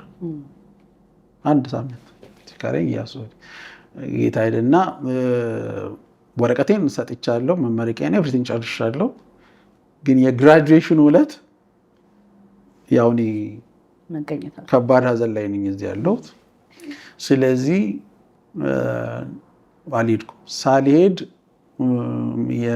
ለዋና ከአንደኛ እስከ 3ኛ ላሉ ዲስቲንክሽን ተማሪዎች ጓድ መንግስቱ ኃይለማርያም ነበር የሚሰጡት እና በዛ መሀል ያው ስሜ ይጠራል ግን የለሁም። እኔ በቃ ጓደኞቼ ሁሉ አዘኑ፣ ያውቃሉ ግን ነገሩን እና በእንደዛ ጥሩ ነገር ጨረስን። ስራ አለም ትንሽ ቀጠልኩ፣ ጥሩ ሰራው። ከዛ በኋላ እግዚአብሔር ወደዚህ ምድር እንደምወጣ መናገር ሲጀምር ነው እንግዲህ አሁን ወደዚህ ሲለኝ እኔ ደግሞ ከልጅነት የጀምረው ጌታን በጣም እየፈራሁ ግዴን በቃ እንደዛው ስላደኩ እኔ ከህፃንነት ነው አገልግሎት ውስጥ የገባሁት። የማውቀው ሌላ ነገር የለም። ዓለም ብዙ አላቃትም እና በእንደሱ ምክንያት በቃ መጨረሻ ጌታ ትወጣለህ አለ። ያው አሁን የዛሬዋ ባለቤቴ ሊሊሻ እሷ ቀድማኝ ወጣች። እኔ በ10 ወር ተከትያት ልክ ይህንን ነገር ግን ሲሆን ይሄ የትራንዚሽኑ ነገር ሲመጣ የመሸጋገሪያ ወቅት ሲመጣ አውቄዋለሁ። ለምን ቢያንስ ከዛ በፊት ለ6 ዓመታት ለሙሉ ጊዜ እግዚአብሔር እፈልግሃለሁ ይለኛል። እኔ ደግሞ በራሴ ጊዜ አልገባም፣ የምታደርገውን አድርግ እለዋለሁ። ግን ፕሮፌሽኔ ደግሞ በጣም ፒክ እየሆነ እየሄደ ጥሩ ማለት ያንን ዘመን በቀጥል ጊዜ አንዳንድ ጓደኞች የቀለዱብኝ ቀልድ አለና ናሳ ስንጠብቅ ፓስተር ሆነ ቀረ ብለውኛል። እና አይ ያም የሰው አእምሮ ላይ ነው የሚሰሩት፣ እኔም የሰው አእምሮ ላይ ነው የምሰራው እላለሁ ብዙ ጊዜ። እና በጣም ቆንጆ ፒክ ሞመንት በቃ ብዙ በሮች የሚከፈቱበት በቃ እዚህ ጋር አይቢኤም ያኔ ትልቅ ድርጅት ነበር፣ እንደዛ የተለያዩ ካምፓኒዎች እንፈልጋለን በሚሉት ሰዓት ላይ ነው እኔ የወጣሁት። ሁሉን ነገር ሊትራሊ ቁጭ አድርጌው ነው የወጣሁት እና ሲወጣ በቃ ከዜሮ ሁሉ ነገር ከዜሮ ነው ውጭ ዓለም የጀመረው። እና ሁል ቀን እላለሁ እኔ ድህነትን የማውቀው ኢትዮጵያ ውስጥ አይደለም፣ ማጣትን ማለት ድህነት ባልለው ማጣትን ኢትዮጵያ ውስጥ አይደለም የማውቀው፣ እኔ እዚህ ነው የማውቀው። እና ማጣት የሚለው ነገር ምን ማለት እንደሆነ በደንብ ያየሁት እዚህ ነው። በተአምር የኖርንባቸው ጊዜያት ስለነበሩ ማለት ነው። እና እንግዲህ ይሄን የሚመስል ነገር አለና በዛው ግን ከፈቀድሽልኝ በጣም ያስደናቂዋን ባለቤቴን ታሪክ ብናገር መቼ እንዳሰብሽ አላውቅም። እሷን ለብቻ ነው ወደኋላ ደግሞ ልመልስህና እነ መቅረዝ እነ ማዳን ኳየር የሙሉ ወንጌል ሲ ኳየር እነሱን ሁሉ ገና አንተም ወጣት ነህ፣ ግን ደግሞ ታስተምራቸው ነበር። ብዙ በህይወታቸው ላይ እንደሰራ ነግረውኛል፣ ምስክርነትም አውቃለሁና እስኪ እነሱን ጊዜያቶች ደግሞ እናስታውስ። ከእነሱ ጋር ያሳለፍካቸውን ጊዜያቶች እስካሁን ድረስ በጥሩ መንፈስ በጥሩ ፍሬነ ሄኖክም አሉ ስለአንተ ብዙ አውርተው የማይጠግቡና እነሱ ጊዜያቶች እንዴት ነበሩ? እንዴት ነው የተገናኘኸው ከመቅረዝ ኳየሮች ጋር፣ ከማዳኖች ጋር፣ ከሙሉ ወንጌል ኳየሮች ጋር? ከዛ ደግሞ ትንሽ ደግሞ ስለ ወጣት ለክርስቶስም የነበራችሁን ዘመን እናንሳ። እንግዲህ መጀመሪያ ያው ልክ የደርግ ዘመን ወድቆ ወደዚህ ወደሚቀጥለው ወደ ኢህአዴግ ነው እንግዲህ የሚባለው ዘመን ስንገባ ያኔ ነው እንደምታውቂው ቤተክርስቲያን የሆነ ትንሽ ነፃነት ነገር ከፈታለ ተደርጎ የማይታወቅ መንገድ ላይ ሰው ይዘምራል እንደዚህ እና በቃ ያኔ ነው ትንሽ ይሄ መነቃቃት፣ ሁሉም ሰባኪ ሁሉም እንደዚህ መነሳሳት የተጀመረው። ቸርቾችም አስታውሳለሁ በአንድ ሳምንት ውስጥ በመቶዎች የሚቆጠሩ ሰዎች ወደ ጌታ የሚመጡበት የነበረ ጊዜ ነው። እና ያ ጊዜ ላይ ያው የወጣት እንቅስቃሴ ጀምረዋል። እዛ ወጣት እንቅስቃሴ በየቦታ ይካሄዳል። እኔም አንዱ ነኝ። ስለዚህ የሆነው ጋራ በጣም በዚህ ውስጥ ከማነሳቸው ሰዎች መካከል እንግዲህ ፓስተር ሀብቴ አዳነ፣ እንደገና ደግሞ ፓስተር ሳሙኤል ጉዳዩን ሻለት፣ እነዚህ በዛ ዘመን ወንድም ቶማስ፣ ወንድም ቶሚ፣ እነሱም ፓስተር አብይ ሐዋዝ እንደዚህ እንግዲህ ያኔ የነበር ነው። ጥቂት የተወሰነ ሰዎች አዲስ አበባ ላይ ማለት ነው ከወጣት ሳይድ፣ ያው ከሌላው ሳይድ ሌላ ሊኖር ይችላል እና እንደዛ እና ሌሎችም ብዙ ነበሩ። እንደሱ ነገር የተነሳሳ የተያዘ በሚሄድበት ጊዜ ነው እንግዲህ መንፈሳዊ ነገሩ ምኑ እየጀመረ ሄደ፣ መቀጣጠል ጀመረ። ከዛ በኋላ ወጣት ለክርስቶስም መጣ። ወጣት ለክርስቶስ ሲመጣ ከዛ በፊት እኛ አካባቢ ብዙ አይነት ፕሮግራሞች ተካሂደዋል። አንዱ የሩዋንዳ የሚባል አንዱ የለገሃር የሚባል እንደዚህ ኃይለኛ በቃ የጌታ እጅ የተገለጠባቸው በጣም ብዙ ወጣት ሄዳነባቸው ፕሮግራሞች አልፈዋል።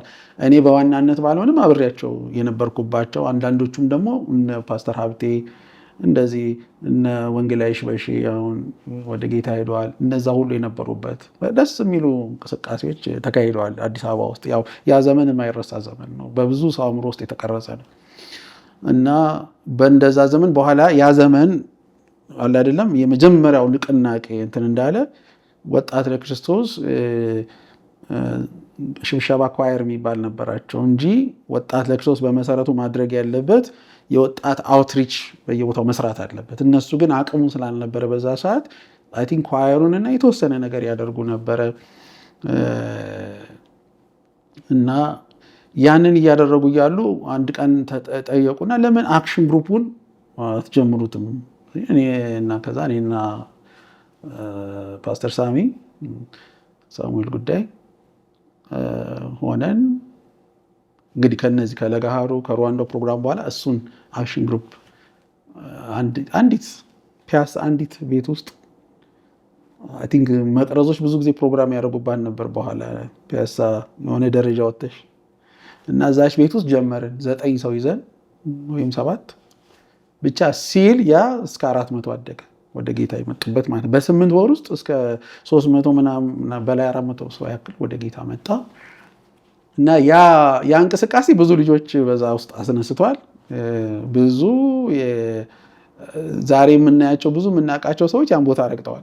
ዛሬ በትልልቅ ቦታ ላይ የሚያገለግሉ ያው ሲሉ ነው የሰማሁት ራሳቸው ነግረውኝ ማለት ነው።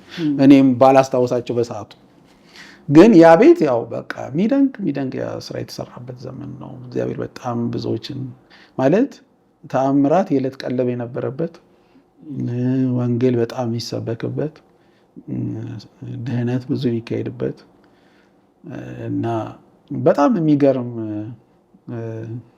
የወንጌል ስራ የተሰራበት ዘመን ነው። ያው ከዛ በኋላ ከዛው የበቀሉ ልጆች ደግሞ ያው ወጣት ለክርስቶስም አሁን ከዛ በኋላ አክሽን ግሩፕ የሚለው ነገር በጣም ሰፋ። እንግዲህ ባይ ዘ ታይም እየሰፋ ሲሄድ ነው የወጣሁት ከሀገር፣ ግን እሱ ነበረ።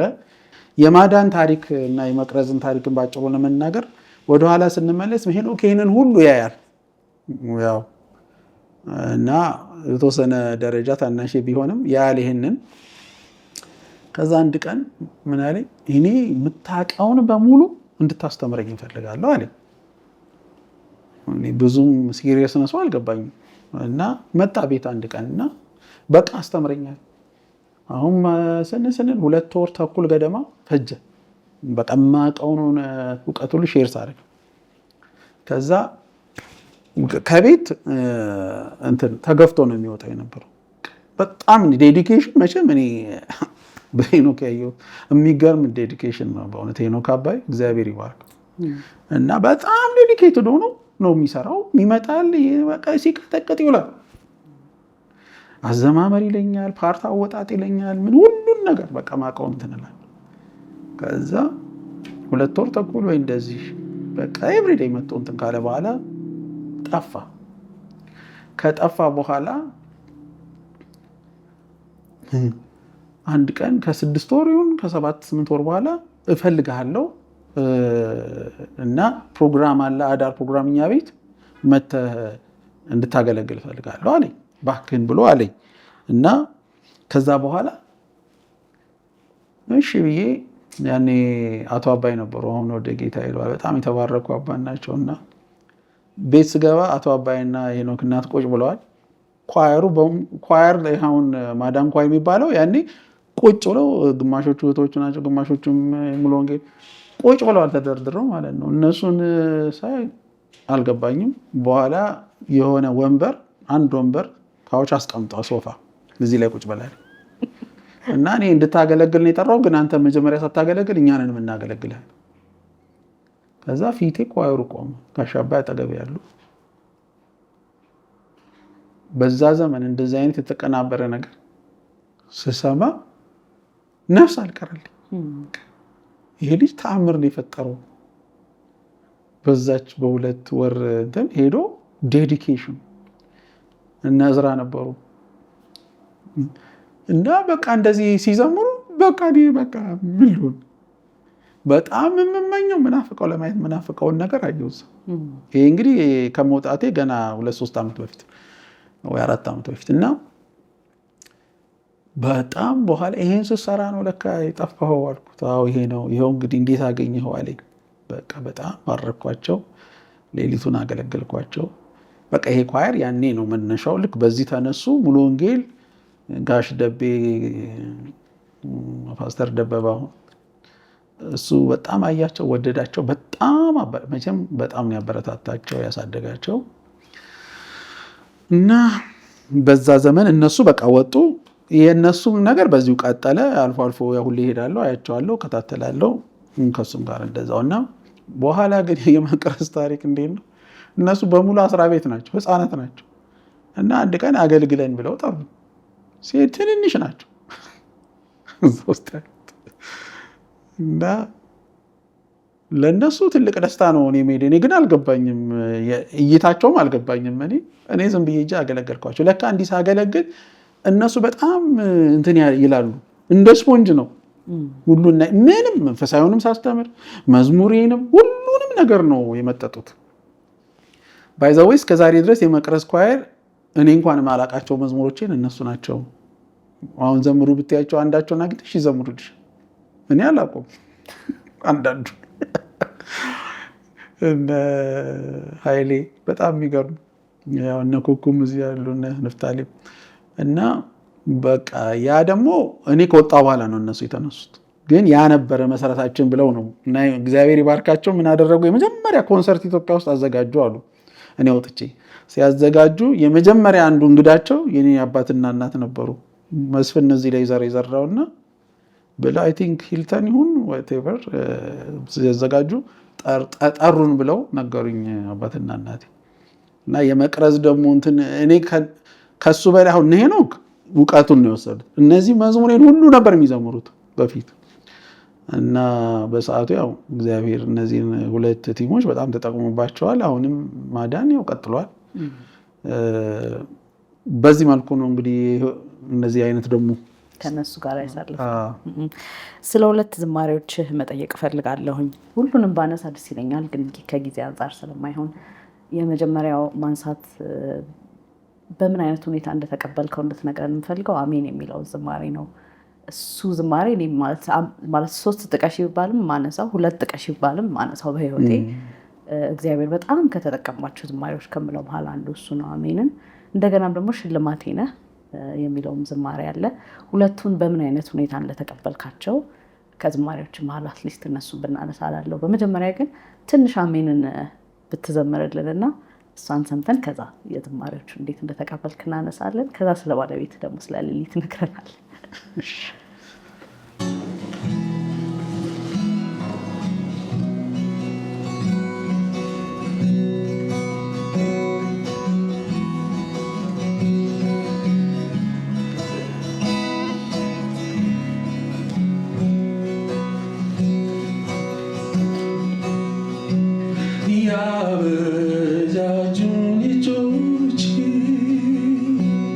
እንዴት የተዋው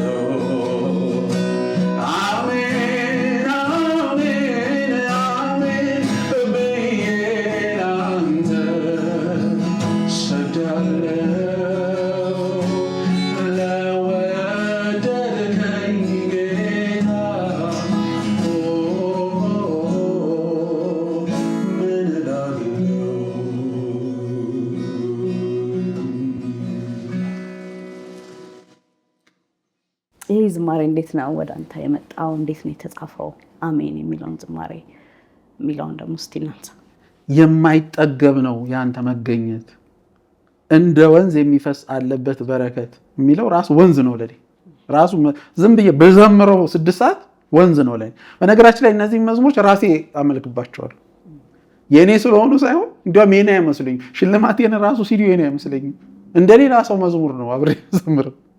ከዚህ የተነሳ ምክንያቱም ኃይለኛ ኢንካውንተሮች በውስጡ ግጥጥሞች አልፈውበታል፣ ከእግዚአብሔር ጋር ንክኪዎች አልፈውበታል። እና ከዛ የተነሳ ነው እግዚአብሔር ሲነካኝ የሌለኝ ጉልበት ሲመጣ የሌለኝ ኃይል ሲመጣ እንዴ ወጣሁኝ ዳገቱን ያልኩት ለዛ ነው። በቃ ያ ሞመንት ራሱ እንዴት አድርጎ እግዚአብሔር እና አሁን ምንድነው ከሆነ አይነት ዝቅተኛ ኑሮ ወደ ተሻለ ኑሮ አይደለም የኔ ጥማት። ምክንያቱም ቅድም እንዳልኩሽ ነው መክበረንም እኔ ጥሩ ኑሮ ማቃል እኔ እኮ አባታችን እኔ 10 ዓመቴ ሳይሞላኝ 9 ዓመት ነው 8 ዓመት ሳይሞላኝ በአውሮፕላን በመርከብ ምን ምንሽ እዚህ ምድር ላይ ባሉት ነገሮች ሁሉ ምን ዞር ሰዎች ነን።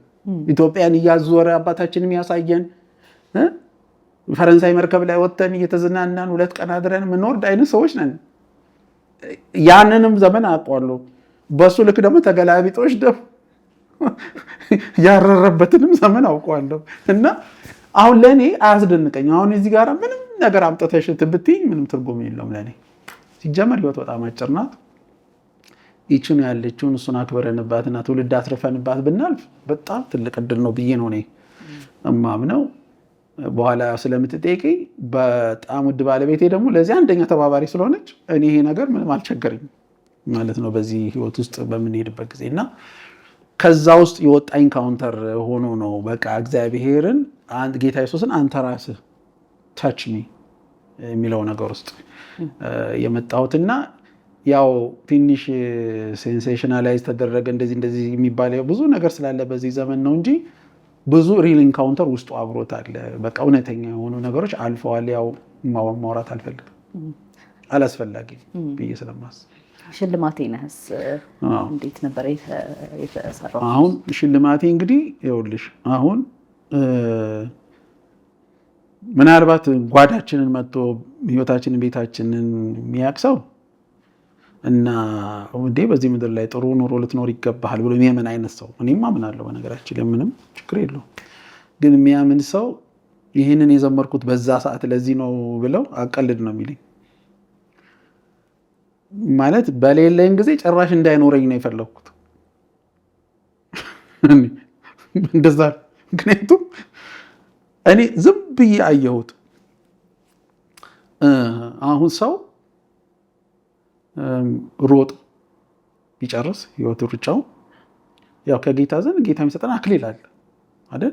እና 24 ሽማግሌዎች የዚህ ምሳሌ ናቸው ዮሐንስ ራእይ ላይ። እና ግን አክሊላቸውን መልሰው በንጉሱ እግር ስር ሲያስቀምጡት ምን እያሉ ነው ያሉት? ለኛ አንተ ይሄ አይደለም ለኛ ሽልማታችን፣ ይሄን ሮጫ መጣው አይደለም አንተ ራስህ የሰራኸው ነው። በእኔ ለእኔ ትልቁ ሽልማቴ አንተ ነህ ነው። አሁን ብዙ ሰው ይህንን ሲረዳ የሚመስለው ምንድን ነው? ኢየሱስ ተከፈለኝ። እኔ ኢየሱስ ተከፈለኝ አላልኩም። የምለው ምንድን ነው? ራሱ የሮጥኩት ሩጫ እንኳን እሱ ባያስሮጠኝ ራሱ የኖረው ምንድን ነው? ገላትያ 2 የሚለው ማለት ነው።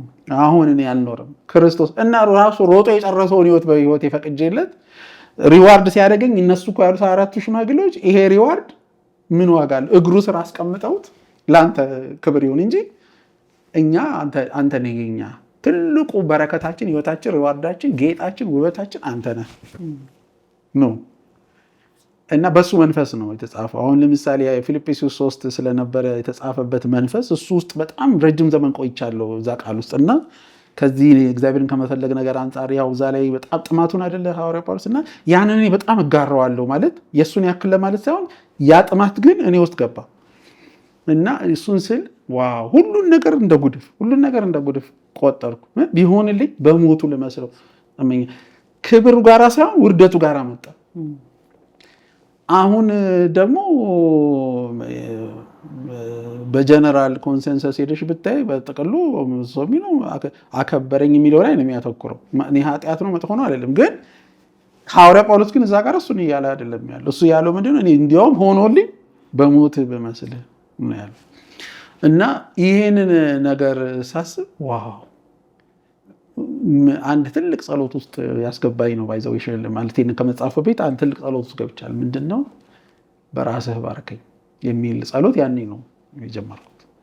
በራስህ ባርከኝ፣ በብዙ ነገር ሰው ባርከኝ ይላል። በራስህ ባርከኝ እና እንትን ብድራቴ ብልህም አንተ፣ በረከቴ ብልህም አንተ፣ እንቆዬ ብልህም አንተ፣ በቃ አንተ ሁን፣ ሁሉንም ነገር አንተ ሁን፣ እኔ ምንም ነገር የለኝም እና የሚለው ነገርና ሮጬ አክሊል ተቀብዬ እንደማረካ አውቀዋለሁ። የአክሊሉ ባለቤት ነው የሚያስፈልገኝ ነው። አክሊሉ እሱ እኔን የሚያመሰግንበት ሊሆን ይችላል። ለዛም ከሰራሁለት እንዲሰርተው ያ ግን ለእኔ ግን እርካታዬ ራሱ እግዚአብሔር ነው የሚለው ነገር በቃ ይሄ በጣም እንደው እንደ ውስጤ እንደ ተብላላ ከሚገባ በላይ ቆየ። ብዙ የጸሎት ዘመናት ነበሩ፣ ወራት ነበሩ። አሁን በዛ ውስጥ ደግሞ ድንገት አንድ ቀን ይሄ መዝሙር ይኸውልሽ እንዲሁ እየተንበርክኬ ነው ዝም ብሎ በቃ ካፌ ወጣ። ሙሉ ነው በቃ እንደዛ ነው ሙሉ። አሁን በቃ ምንም በቃ ቆይቼ እሱ ላይ ጨመርኩት። ይቼ መጨረሻው የከበረው የሚለው በምን ልዝጋው ያልኩ ቸግሮኝ ነበር። እኔ ሲቆም ውስጥ ያለው ነገር ሲቆም አቆማለሁ። ከዛ ግን ሌላ ቀንም እያመለኩ እየዘመርኩ ይሄ መጣ። ሲመጣ ጨመርኩ በቃ እና መዝሙሩን ማየትሽ ከሆነ የመዝሙር ግጥም ፎርማት የለውም።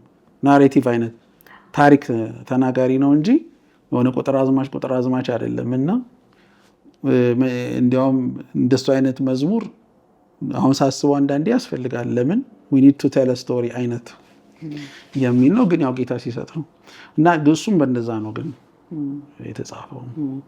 ስለ ሁሉም ዝማሬዎች ብናወራ እንዴት ደስ ባለኝ።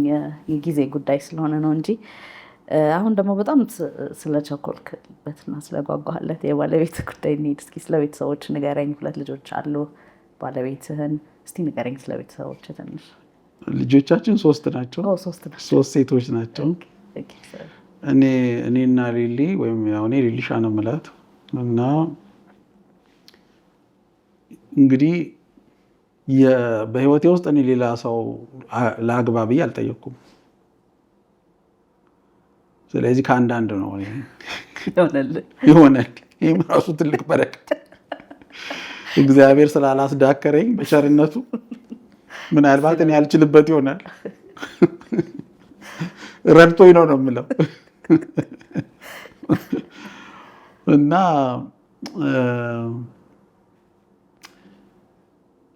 ሌሊሻ በቃ እሷ ስታድግ በጣም በሚገርም ማለት ያው እናቷ በህይወቷ በጣም ኢንቨስት ያደረገች በኋላ ወደ ጌታ ስትመጣ ወደ ጌታ የመምጫዋ ትልቁ መንገድ ፓስተር ሳሙኤል ጉዳይ ነው እና እሱ ነው ተከታትሎ እኔም ሳላቅ ማንም ሳያቅ በቃ ለረጅም ወራት እስከ መጨረሻው የጌታን የመቀበሏ እንትን እሱ ነው ወደ ጌታ እንድትመጣ ያደረገው። መታ ግን ወደ ጌታ ከመጣች በኋላ እንደነዚህ ያሉ የለጋሃር እንቅስቃሴ የሚባለው ላይ እዛ ቤት እየመጣች ታመልክ ነበር። እኔም መምጣት ጀመርኩ። ጆይን አድርጊያቸው እንደዚህ ስናገለግል ምን ስንል ያው እንደማንም ሰው ከበላ አያታለሁ። ምንድነው እኔ በልጅነቴ አንድ ውሳኔ ወስኜ ነበር። የወሰንኩት ውሳኔ ምንድነው ወደ ትዳርና ወደዚህ ሪሌሽንሽፕ የሚባል ነገር ራሱ ካሰብኩ በ25 ዓመቴ ጀምሮ ነው። ከዛ በፊት ምንም እንዲያን ነገር አላስብም ብዬ ስራ፣ ትምህርቴን፣ አገልግሎት እዛ ላይ ነው ፎከስ አድርጌ የነበረው እና 25 ዓመት ሲሞላኝ አንድ ቀን እናትና አባቴ ብዙ የተለመደ አይደለም ወይ አድርገውት ሊሆን ይችላል፣ እኔ ግን አላውቅም። ጠሩኝ። ቤት ቁጭ ብለን ና እስቲ መስሉ አለኝ አባቴ። ቁጭ አለን። አንተ ልጅ ተምርሃል፣ ጨርሰሃል፣ ስራ እየሰራህ ታገለግላለህ፣ ትዳር የሚባል ነገር ታስባለህ አለኝ። እሱ እኛ በጣም ነው የምናከብረው አባታችንን እና እንዲህ አይነት ነገር እኔ ለማውራትም እንትን የምደፍረው አይደለም እና እንደሱ አለ። በኋላ ዋው ድንግጥ አልኩ። ማለት መጀመሪያ ከነሱ አፍ ስለወጣ እኔ ራሱ ደነገጥኩ፣ አልጠበቅኩም። በኋላ ግን እንደሱ ሲለኝ ኦኬ እሺ ብዬ እሺ ሰምቻለሁ ብዬ ከሄድኩ በኋላ በዛ ሳምንት ትዝ ሲለኝ 25 ዓመቴ ነው እንጂ ለካ 25 ዓመቴ። ስንት ጊዜ ጸለይኩት፣ ጸሎት መጣብኝ። ኦኬ ብዬ አትሊስት ሌት ሚ ቢ ኦፕን አይነት ነገር። ዋው 25 ዓመቴ ነው። ግን ደስ ያለኝ ምንድነው ሪሊዝ አደረጉኝ ወላጆቼ። እነሱ ሪሊዝ ካደረጉኝ ጥሩ ነው እንግዲህ ወይ ጌታ አስበው ይሆን ብቻ ብዬ እኔ ሪሊዝ መደረጉ ግን ደስ አለኝ። ለምን አነቁኝ፣ እኔንም ደግሞም ደስ አለኝ። አሁን አለ ህሊና ክስ ነው ምንም ነገር አይሆንም ብጀምር በሚል ማለት ነው። ከዛ ብዙም አልቆየም እኮ ወደ ወራት የሆነ 10 ወራት ነው ምናምን አለች እኮ ሊልሽ አለች እዛው፣ ሌሎችም አሉ። ሄጄ ከተወሰነ ጊዜ በኋላ ለካ እኔ ፍቅር የሚባል ብዙ እንትን ስለማልል በቃ እንትን አለኝ። የሆነ ገባሽ ለካ የሆነ ይሄ ነገር ምንድን ነው ብዬ በጣም ደነገጥኩ። ከዛ በቃ ምንም ቀን ተሌት ይሄን ነገር በቃ ማሰብ እኔ እንዲህ እኮ ተጨንቄ አላውቅም። ከዛ እንደሱ ለካ ነገሩ ያው እግዚአብሔር ስራ ስለሆነ እሷ ውስጥም ተፈጥሯል።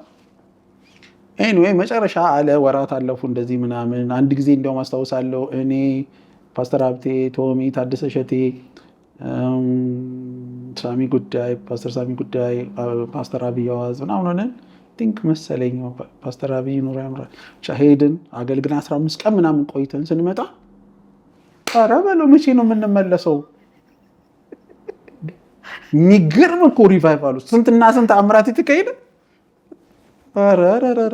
በጣም እንትን አለኝ። በቃ ስንመለስ ታዲያ የተመለስን ቀን ባስ ስለምንሄድ የምንወርደው ለጋሃር ነው።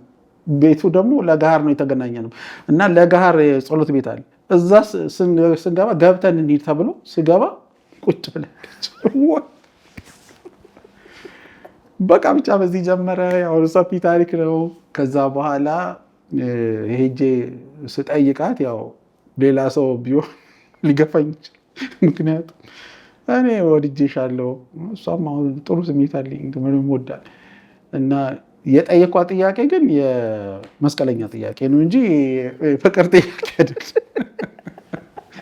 እና በጨዋነት መለሰች። ግን በጣም የሚገርምሽ ነገር ግን በዛን ቀን ቃሏን ሰጠችኝ። የሰጠችኝን ቃል እስከዛሬ ጠብቀዋለች።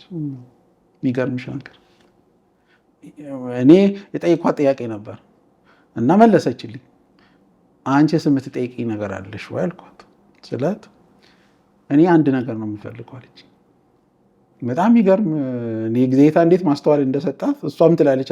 ጌታ ነው የረዳኝ እንጂ አላስታውሰውም ራሱ እንደዛ ማሰብኝ ትላለች። ግን ምን አለችኝ?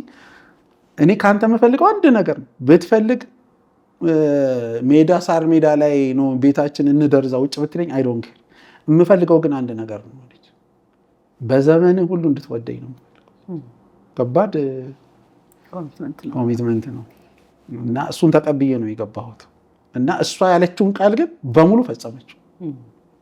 አሁን ፈጽሜ ነው እዚህ የደረስነው። ግን በጣም በዚህ አከብራታለሁ። በእውነት በጣም ማከብራት ናት እና በጣም በእሷ ህይወት እንግዲህ በጣም በረከት የሆነው ነገር ምንድን ነው ብለሽ ብትይ በጣም ጌታን ትወዳለች። ያው ረጅም ዘመን አብራ አገልግላለች። የተሰጠች ሰው ናት እና በእግዚአብሔር ስራ ላይ ጣልቃ እንኳን ገብታ ልታስቆመኝ በጣም ነው አብራኝ የምትቆመው። ጌታን ትሰማለች፣ ትናገረ የእግዚአብሔርን ድምፅ ይዛ ትመጣለች እኔ ጋራ ብዙ እዩኝ ስሙኝ። ድምጿ ኳየት ነው በብዙ ሰው ግን ቀጥ ብላ በእግዚአብሔር ቤት ውስጥ ኖራ እንግዲህ አሁን ሰው የኔን ህይወት አይቶ ጥሩ ነገር ካገኘ በቃ እዛ ጋር የተሰራ ትልቅ ስራ እንዳለ እርግጠኛ መሆን አለብን እንጂ ቤት ውስጥ በሌለ ሰላም እኔ ሰላም ተጠብቆ ልኖር እችላለሁ ብዬ አላስብም። እና በጣም እንግዲህ እውነትም ሚስትን ያገኘ በረከትን ያገኘ የሚለው ትክክለኛ ቃል ነው። ጌታን በጣም ፈርታ የምትኖር እና ልጆቻችንን ወልዳ 18 ዓመት ድረስ አሳድጋለች። ወደ ሌላ ስራ ልግባ ሳትል የሚመጣው እኛ ፋይናንሻል በርደን ይሻለናል ልጆቻችንን ላይ ኢንቨስት አናደርግ ከሚያልፍ ብለን እዚህ ሀገር ልጆቻችን ላይ ዴዲኬትድ ሆና አደረገችና ልክ የመጀመሪያው ልጃችን ኮሌጅ ስትገባ እነዛ ታች ያሉት ሃይ ስኩል ገቡ። የዛ ጊዜ ከስንት ዓመታት በኋላ ትምህርት ቤት ተመልሳ ኦልሞስት ከ24 ዓመት በኋላ ትምህርት ቤት ተመልሳ ቫለዲክቶሪያን ሆና በነርሲንግ ናይቲንጌል አዋርድ የሚባላል የነርሶች እሱን ተቀብላ ስኮላርሺፕ እንደገና ለፈርደር ስተዲ ተሰጥቷት ነፃ እሱንም ጨርሳ እንግዲህ አሁን ስንት ዓመት በነርሲንግ በስራ በኩል እሱን ታገለግላለች። በዚህ በኩል ደግሞ የጌታን ስራ ትሰራለች እና ልጆቻችን እንግዲህ ትንሿ 24 ሁለተኛዋ 26 ሶስተኛዋ አሁን ወደ 28 እየገሰገሰች ነው። አሁን ኦክቶበር ሲመጣና ሁለቱ ተምረው ጨርሰው ስራ ላይ ናቸው። ትንሿ ከ3 ዓመት በኋላ ዶክተሬቷን ትጨርሳለች እና ጌታን በጣም የሚወዱ ናቸው። ጌታን እያገለገሉ ያሉ ናቸው። ሁሉም ዘማሪዎች ናቸው። እግዚአብሔር ቢፈቀድ አንድ ዝማሬ የአራታችን ይወጣል፣ የአምስታችን መንገድ ላይ ያላለ እና በቃ የጌታን ስራ ቀጥ ብለው እነሱም እየሰሩ ስራቸውንም እየሰሩ እንግዲህ ሴቶች ልጆቻችን 2 ሰዓት 3 ሰዓት በስልክ ከኛ ጋር ማውራት የሚወዱ ናቸው። የቀላል ቦንድ አልተፈጠረም። እንደገና ደግሞ ብዙ ነገር ሲያድጉ ጸሎት ነው መንገዱ ብለን ስላስተማር ናቸው። አሁን ለነሱ ቀላል ነው። አንድ ነገር ደውለው እስቲ እንጸልይ ማለት ለኛ ብቻ ሳይሆን ሶስቱም ተገናኝተው እርስ በርስም እንጸልይ በጣም ነው ደስ የሚለኝ። በቃ በጣም ነው ደስ የሚለኝና ይሄ ነገራቸው አለ። እንግዲህ ጌታ ደግሞ ያስጨርሳቸው በክብር እነሱንም እኛንም ያስጨርሰን እና በሊሊሻ ህይወት ግን እንደዚህ ያለ ትልቅ በቃ እኔ እንግዲህ አሁን በነገራችን ላይ ዘንድሮ 30ኛ ዓመታችን ነው ከተጋባን እና በ30 ዓመት ጨመረ እንጂ የቀነሰ ነገር በፍጹም የለም። አንድ ክፍል ቁጭ ብለን ሙሉ ቀን መዋል እንችላለን ምንም ሳንሰለቻችን ደስ እንዳለን ማለት we enjoy each other። ይሄ በጣም ትልቅ ነገር ነው። እግዚአብሔር በዛ በጣም ቸርነቱን አድርጓል ብዬ አስባለሁና እሷንም ኢየሱስ ይባርካል። አሜን አሜን። ደስ ይላል በጣም። ከዚህ ጋር ግን አያይዘን እንድናነሳ የምንፈልገው ከድሮም አንተም ልጅም ሆነ ከልጅነት ጀምሮ አሁንም ደግሞ ባለበትም እግዚአብሔር በሰጠ እድሜና አገልግሎት ሁሉ ስለ ቀጣዩ ትውልድ ትሰራለህ። ያኔ አምሹር እነ ማዳንንም በምታገልግልበት ጊዜ በጣም ትልቅ ሰው ሆነ አይደለም፣ አንተም ልጅ ነበር። ይሄ ሸክም እግዚአብሔር እንደሰጠህ ነው ከአገልግሎት ከህይወት ፍሬ የማየው እና አሁንም ደግሞ በዳዊት ጌታቸው አገልግሎት ውስጥ ካለው ከኪንግደም ሳውንድ ጋር ታገለግላለህ። ከነሱ ጋር አብረህ ብዙ ታሳልፋለህ እና ስለ ቀጣዩ ትውልድ እግዚአብሔር ያሸከመ ሸክም እንዳለ ነው የሚታየኝ እኔና ስለሱ ምን ትለናለህ? አሁን ያለውንስ ቻሌንጆቻቸው እንዴት ማለፍ አለባቸው ትላለህ? ያው በተለይ ከዝማሬውም ጋር ስለሆነ የምታገለግለው ያለውና ፍሬዎቹን ስታይ ምን ይሰማሃል? እንደገናም ደግሞ እንደ እግዚአብሔር ሕዝብ አምልኮ ምን መሆን አለበት? እግዚአብሔርን ስናመልክ ምን እያሰብን ማምለክ አለብን የሚለውንም ትንሽ ብታነሳልኝ ደስ ይለኛል። በጣም ትክክል ነገር ነው ያልሽው። ምንድነው እኔ ከልጅነቴ ጀምሮ ወጣት ራሱ ማገልገል የሚለው ነገር ውስጥ የገባው ለምንድን ነው? ከስር ያልተሰራ ነገር ላይ ቢጠበቅ ምንም ትርፍ የለውም። ስለዚህ ከስር አንድ ነገር ከተሰራ መጨረሻው ጥሩ ይሆናል። ይሄ እዚህ ሀገር ግራስ ሩት እንደሚሉት ማለት ነው። እና ያን ነገር ላይ ያው ወጣት ለክርስቶስ እንሰራ ከዛ በፊትም በብዙ ወጣቶች ኢትዮጵያ ውስጥ ብዙ በዛ ዙሪያ ስለሆነ የነበረው ጠቅላላ አገልግሎትና ነገራችን ሰፊ ነው። ያኔ እንደውም ከኢትዮጵያ ሳንወጣ ብዙ ኢትዮጵያ ውስጥ ሰርተናል በጊዜው በእግዚአብሔር ቸርነት፣ ክብር ለጌታ ይሁን። እና ያ ዘመን ከዜማ ጋር ብቻ አልነበረም። ያው በጣም የእግዚአብሔርን ቃል በማስተማር በእንደዛ ብዙ ነው የነበረውና በኋላ ግን የዚህ ነገር ያው እኔ ለቆኝ አያውቅም። አሜሪካ ነገርም እዚህ ስንመጣ ኒውዮርክ ቸርች ረዳት ፓስተር ሆኜ ከፓስተር ሙሉጌታ አባተ ስር ሆኜ በማገለግልበት ጊዜ ያኔ ብዙ ምሰራው ወጣት ላይ ነው ሞር ምሰራ የነበረው። እግዚአብሔር ይመስገን ብዙ መልካም ፍሬዎች እዛ ውስጥ አይተናል። ምንድነው ዝም ብለን ካየነው ሰው አሁን ትውልድን ስናይ አሁን ለምሳሌ ኢትዮጵያ ውስጥ ስንሄድ 70% እንግዲህ ከ28 እድሜ በታች ነው የሚባል ነገር ወይም ከ30 እድሜ በታች ነው የሚባል ነገር አለ። ቢያንስ ከ70 እስከ 75 እስከ 76 ሚሊዮን ህዝብ እዛ ስር ነው ያለው። እንግዲህ ከዛ በላይ ያለው ነው። ከዚህም የተሻለ ቁጥር ልናገኝ እንችላለን በአሁን ሰዓት ትክክለኛው። እና ይህንን እያሰብን ደግሞ በኢትዮጵያ አብያተ ክርስቲያናት ላይ እንግዲህ አሁን ጀነራላይዝ አድርጎ እንዳልኩሽ ቅድም እንደ አዋቂ ሆኖ ይሄን መናገር ተገቢ ነው ብዬ አላምንም። እኔ እንደዛ ስታንዳርድ ተደርጎ እንዲወሰድ አልፈልግም። ግን አንዱ ፈተናችን ግን ወጣቱ ትውልድ ላይ ሁሌ ፈተና አለን። ምን ያክል ኢንቨስት እናደርጋለን፣ ምን ያክል እንደርሳለን የሚለውን ነገር ስናይ በጣም ችግር አለብን። ሞር አብያተ ክርስቲያናት ያው ማሱ ላይ ኮንግሪጌሽኑ ላይ ጉባኤው ላይ ያተኩራሉ። ይሄን ስል የሚሰሩ እንዳሉ እርግጠኛ ነኝ። ግን በጣም እጥረት እንዳለ ግን ያስታውቃል። ምክንያቱም ወጣት ምንድን ነው የሚፈልገው? ልብ ነው የሚፈልገው። ወጣት የሚፈልገው አሁን አንድ ወጣት እኔ ጋር መጥቶ ከኔ ጋር የእግዚአብሔር ነገር ሊካፈል የሚችለው እኔ መስፍን ልብ ውስጥ አለሁ ወይ ብሎ ሲያምን ብቻ። ወጣት ያንን ካላየ የፈለግሽውን ተአምር ብታወርጂ ምንም አይመስለውም። ወይም ተአምሩን ተቀብሎ ይሄዳል። ግን ህይወትሽን መከተል የሚችለው በቃ ልብሽ ከልቡ ጋር ሲገናኝ ነው። ማለት ልብ ይጠይቃል ወጣትን ማገልገል። እና አሁን አንዳንድ ሰው ስራ ይመስላል ወጣትን ማገልገል። በቃ ተነስቶ እስቲ ላስተምር እስቲ እንትን ልበል። ወጣት በዚያ የለወጠው። ወጣት ልክ ጌታ ኢየሱስ እንዳለው ነው በማርቆስ ምዕራፍ 3 ቁጥር 13 ጀምሮ እንዳለው ኑና በእኔ ዘንድ ዋሉ እንዳላቸው ከእርሱ ጋር እንዲውሉ ነው ጠራቸው የሚለውና በመዋል ነው እንጂ ወጣት ህይወቱ የሚሰራው የሆነ ሰብስበሽ አስተምረሽ ስላልሹ ብቻ አይለወጥም ወጣት። እና ያ ደግሞ ልብ ለእኔ ምንም ችግር የለውም። በቃ ውስጥ ያለ ነገር ነው ከልጅነት ጀምሮ።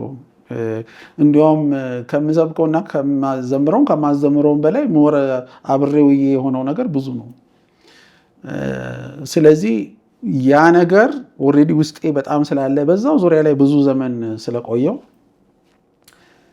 አሁን ከጌታቸው ጋር የኔና እሱ እውቀት አሁን ኦልሞስት 15 ዓመት ቢሆንም ከሽልማቴን አልበም ጀምሮ ከ2010 ጀምሮ በአሜሪካ አቆጣጠር በውጭ ዓለም ግን 2018 በፈረንጆች ሽልማቴንህን በቪዲዮ የሰራሁበት ጊዜ እሱም ፕሮጀክት ልሰራ ከነ ዳዊት ጌታቸው ጋር ያኔ ከነሱ ጋር ኪንግደም ሳውንድ ያኔ ትንሽ በቅለዋል ወጥተዋል። አንድ የተወሰኑ ልጆች ነበሩ ደስ የሚሉ ልጆች።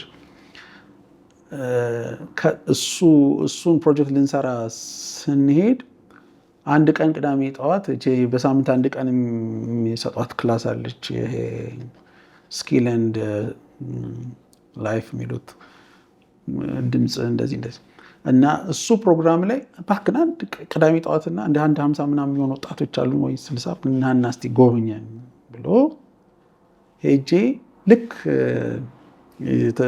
የነበሩበት አዳራሽ ውስጥ ስገባ ከምር መላእክት እንደሚዘምር አይነት ምንም መሳሪያ የለም፣ በድምፃቸው ነው፣ ቤቱ ያስተጋባል።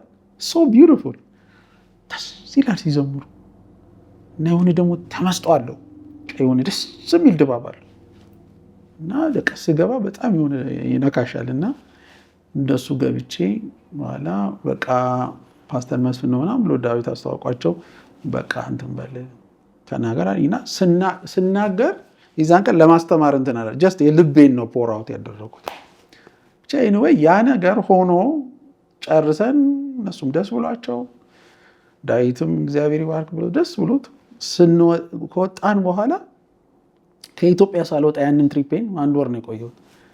ጌታ ምን አለኝ እንግዲህ እኔ እዚህ ፓስተር አደርጋለሁ፣ ያው እንደምታውቂው በደንብ ነው ማገለግለው። አሁን ጠቅላላ እንግዲህ ፓስተሪንጉም ኦልሞስት ከ97 ጀምሮ ነው በፈረንጅ እና እንደዛ እያገለገሉ ጌታም ተመልሰህ እንድትመጣ እና እነዚህ ልጆች እንድታገለግላቸው እፈልጋለሁ በኋላ ሲለኝ እንዴት ማለት ዝም ብሎ መምጣት አለ እንዴ? ስንት ነገር እኮ አለ መምጣት ሲባል እንዴት ብዬ ስለው የምልህን ስማ እንጂ ስለሌላው አትጠይቀኛለኝ። እሺ አልኩት። እኔ በቃ አሁንም ልሽ እኔ አድጌያለሁ በጌታም ቆይቻለሁ። እሺ አልኩት። በቃ እሺ ነው ያልኩት። እንግዲህ ያ አሁን ኦልሞስት እንግዲህ ከ19 ተመለሰ። ከ19 ጀምሮ ያው እስካሁን መቁጠር ነው እንግዲህ 7-8 ዓመት በቃ ነን ስቶፕ ነው። አሁን ኢትዮጵያ የሄድኩኝ እግዚአብሔር እንዳረዳኝ ከዛ ፓስተር ሀብቴም ጆይን አደረገኝ እና ሁለታችን ሄደን መቼም ጌታ ይባርካቸው ኪንግደም ሳውንዶች ዳዊትን ምንም ቃላት የለኝም። እግዚአብሔር የረዳው ልጅ ነው። በጣም ነው ሳድግ አንተን ነው የምመስለው ልለው ምንም አይቀረኝ። ለምን የልጅነቴን ድሪም ያረኩትን ነገር ሁሉ የሆነው ልጅ ነው። ከዛም በላይ ሆነ ልጅ ማለት ለጌታ ይሄ ቢሆንለት ብዬ የተመኘሁትን ነገር እና ከዛም በላይ የሆነ ነገር ጌታ አድርጎለታል እና እግዚአብሔር ዘመኑን ይጠብቀው፣ ይከልለው፣ ይሸፍነው። በእውነት ከልቤ ነው የምለው እሱንና በሙሉ ኪንግደም ሳውንድን እና ኤኒዌይ እኛ ምንድነው አገልግሎቱ እነሱን የጀመሩት። ስለዚህ የኛ ምንድነው የኔ ውሳኔ ሆነው ሄዶ አዲስ ሚኒስትሪ በስም ከመጀመር እኔ ነኝ የኔ ሚኒስትሪ ነው ከማለት ለምን ቆመው እያገለገሉ ያሉትን እንዲህ ራእያችንን ተጋርተው የሚኖሩትን ሰዎች ለምን ሄደን በደንብ ሳፖርት አናደርግም ነበር? የኔ እንትን ጌታ ሲለኝ ልክ ነው አደርጋለሁ። ምንም ስለ ራሴ ስምም አልፈልግም ስል እግዚአብሔር ይባርኮ ፓስተር ሀብቴ መሄድ ሲሰማ በአመቱ እኔ አብሬ መሄድ እፈልጋለሁ አለ እና በቃ ተነስተን ጌታ ነው ብዙ ነገር ይረዳል። ይቺ እኔ የማገለግልባትን ቤተክርስቲያን በምችለው የተሳተፈችበት ከዛም በላይ እግዚአብሔር ብዙ ተአምራት የሰራበት በቃ እና ብዙ መልካም ነገር እንዲሆን የሆነበት እኛ በአመት ወይ 2 ወይ 1 ብንሄድም በቃ እግዚአብሔር ለሆነ ነገር እዛ እንደፈለገን ገብቶናል። ያ የፈለገንን ነገር እየሰራን እንመጣለን።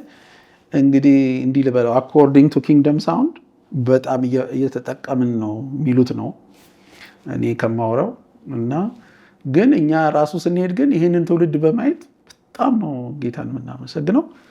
ምክንያቱም በቃ እግዚአብሔርን የሚፈልግ የሚወድ ለእግዚአብሔር ራሱን መስጠት የሚችል ወጣት ማየት ከራስ ነገር ይልቅ ለእግዚአብሔር ነገር ራስን አብቅቶ ወይም በመንፈስ ቅዱስ በቅቶ የሚኖር ወጣት ማግኘት በጣም መልካም ነው፣ የሚበረታታ ነው። እንደ ማንኛውም ወጣት ይደክማሉ፣ ይበረታሉ። ግን ጀርኒው ጥሩ ነው፣ መንገዳቸው ጉዟቸው ጥሩ መንገድ ላይ ነው ያሉት ብዬ ነው ማምነው እና እንዲቀጥሉበትም ሁሌም ነው የምናበረታታቸው እና የአገልግሎት በቃ አብሮ ሄደ። እንግዲህ ይህን ያህል ዘመን ድረስ ደረሰ። እኔ ዛሬ ሁሉ ጌታን በጣም አከብራለሁ። ገና ለሌላም ለብዙ እነሱንም ያትርፋቸው እኛንም ያትርፈን። እንዲህ ያሉትን ነገሮች ግን ሰፖርት እያደረጉ የእግዚአብሔርን ስራ መስራት ለእኔ ብቻ ሳይሆን ለብዙ አገልጋዮች የምመክረው ነው። ለምን ይሄ ትውልድ አድሬስ መደረግ አለበት። ምክንያቱም ያን የሚያክል ስንት ሚሊዮን ህዝብ እንዴት ቁጭ ብለን እናያለን? ነገውን ዛሬ ላይ እንዲያስተካክል እንርዳው የሚል ነው እና ሁሉንም መድረስ አይቻልም። መድረስ የምንችለውን እንደርሳለን። ሌሎችን ደግሞ ሁሌ እንዳበረታታን ነው ሌሎችም በዚህ ስራ ላይ እንዲሰሩ። የመጨረሻ ጥያቄ የሚሆነው ገና ወጣት ነው። አሁንም ስትናገር 30 ዓመት ካገባው ስትል ገና 30 ዓመት ነው የምትመስለው አንተ ራስህ እና ይገርማል። እሱ ራሱ በጣም ምንድን ነው ከዚህ በኋላ እግዚአብሔር እድሜን ጤናን ቢሰጥህ መስራት የምትመኘው? እንደገና ደግሞ በጣም ብዙ መዝሙሮች መስማት ሲጠበቅብን እንደሚታየኝ 2 ብቻ አልበሞች ነው የሰጠህን። ከዚህ በኋላ በሌሎች የዝማሬ አገልግሎት ትመጣለህ ወይ? ከዚህ በኋላስ ደግሞ ማገልገል የምታስበው ምንድን ነው የሚለውን እናንሳና ጨርሳለን። የዘንድሮ ነው ትመጣለህ ወይ የሚል ነገር ስለኔ ዘንድሮ ቋንቋ ድሮ እናቆም። በመጀመሪያ በዚህ ውስጥ ምንም ያላነሳሁት ይህን ሁሉ ዘመን ከኒውዮርክ ቸርች እና ከኒውጀርሲ ቸርች ጋር አብሬን የኖርኩት በጣም እግዚአብሔር የባረካቸው ሰዎች ጋር ኖሬያለሁ። አብሮኝ የሚያገለግል አሁን ፓስተር ዳንኤል የሚባል አገልጋይ አለ አብሮኝ በጣም ወደው ማከብረው። በቃ ቀላል ያልሆነ ዘመን ከሱ 21 ዓመት አብረን አገልግለናል። አለኮሽታ የእግዚአብሔርን ስራ ሰርተናል፣ በሰላም ሰርተናል። እግዚአብሔር እንደረዳን እንደሰጠን አቅም የምንችለውን ሁሉ እዛ ከተማ ውስጥ አካባቢው ላይ በኒውዮርክም ካሉ ፓስተሮች ከሆነ ብዙ ስራ የምንችለውን እንሰራለን እና ያራሱ ደስ የሚል የህይወት ምዕራፍ ነው። የራሱ ውጣ ውረድ አለው፣ ከፍታ ዝቅታ አለው እንደ ማንኛውም ህይወት። ግን በጣም ብዙ መልካም ነገር በዛ ውስጥ ሆኗል። እግዚአብሔር ይመስገን። ብዙዎች በዛ ውስጥ የሚፈሩ አሉ፣ ያደጉ አሉ፣ ያው የዳኑ አሉ እና እግዚአብሔርን ስለዛ በጣም ነው የማመሰግነው። አንዱ እግዚአብሔር ጨርስ እስካለኝ ቀን ድረስ ይሄን ነው የምቀጥለው። አንዱ እኔ የጌታ ነኝ፣ የማንም አይደለሁም። እንዲያውም አንድ እግዚአብሔር ሰው የተናገረውን አርሰው ቤተክርስቲያን የክርስቶስ ሙሽራ እንጂ የአንተ ሙሽራ አይደለችም ፓስተሩ አለ። እና ከሰው ሚስት ጋር ምንድን ነው የምትሰራው ብሎ አባባሉ የሚደንቅ ነው። እና እኔ ያገባሁት ሚስቴን ነው፣ የማገለግለው ግን ቤተክርስቲያንን ነው። ቤተክርስቲያን ግን የክርስቶስ ናት። ስለዚህ እሱ ነው አይደለ አምጥቶ ለምሳሌ ኒውዮርክም ኒውጀርሲም እሱ ነው አምጥቶ ያስቀመጠኝ። ሲፈልግ ቢያነሳኝ እሱ ነው። ስለዚህ እኔ መጣበቅ ያለብኝ ከጌታ ጋር ነው ብዬ አምናለሁ። በሙሉ ልብ ወድጄ እንዴት ነው ከሙሉ ልብ ወድጃቸው ነው አብሬ የማገለግለው። ግን በቃ አሁን ተሰጥቼ እዛ ቀጥዬ ያገለገልኩ ነው። እሱ አንዱ እንግዲህ ጌታ እስካለ ድረስ የሚቀጥል ነው። በተረፈ ግን ይሄ በወጣት ዙሪያ የምንሰራው ስራ ምንም መቋረጥ የለበትም። አላውቀውም እንጂ በጣም መሻቱ አለኝ። ደግሞ እሱ የእግዚአብሔር አሰራር አናውቀውም። እሱ ሲጀምር ይጀምራል እንጂ እዚህ አሜሪካ ምን ማድረግ እንችላለን ብዙ ጊዜ የምናነሳው ነጥብ ነው። እንግዲህ ጌታ እንደረዳን ደግሞ አንድ ነገር ይሆናል ብዬ ተስፋ አደርጋለሁ። በዛም ዙሪያ እንግዲህ የእሱም ቀን ይመጣል ልክ እንደዛ እንደመጣው ብዬ አስባለሁኝ። ግን ሪሊ ሁላችንም እኔ ብቻ ሳልሆን በጣም አብዛኛው አገልጋይ አይ ቲንክ አትኩሮት ቢቀየር ይሄ ማለት ያ ከዛ ከ30 ዓመት ዕድሜ በላይ አይገልገል ማለት ሳይሆን በጣም ብዙ ሌበረር ሰራተኛ የሚጠይቀው ይሄኛው ነው፣ ብዛትም ስላለው እንደገና ደግሞ የመቀረጫ ቦታ ስለሆነ ስለዚህ እሱን እግዚአብሔር እስከረዳኝ እስካስቻለኝ በሙሉ ኃይሌ ማደርገው ነው። በነገራችን ላይ እሱ ያው የዝማሬ አይነት ብቻ አይደለም። ኔክስት ጀነሬሽን ሊደርስም ሬዝ ለማድረግ ነው እየሰራን ያለ ነው። ማለትም በሊደርሽፕ ዙሪያ ትሬን ደግሞ እናደርጋለን ስንሄድ እንጂ እንትን ብቻ አይደለም። አምልኮ አንዱ ክፍል፣ ዝማሬ አንዱ ክፍል ነው። ግን ዋናው እንዲያውም ልጆቹ ህይወት ላይ ነው በጣም ብዙ እየተሰራ ያለው ነገር ላይፍ ላይ ነው። የኛ ፓርት እሱ ነው በተለይ የሚጎላው።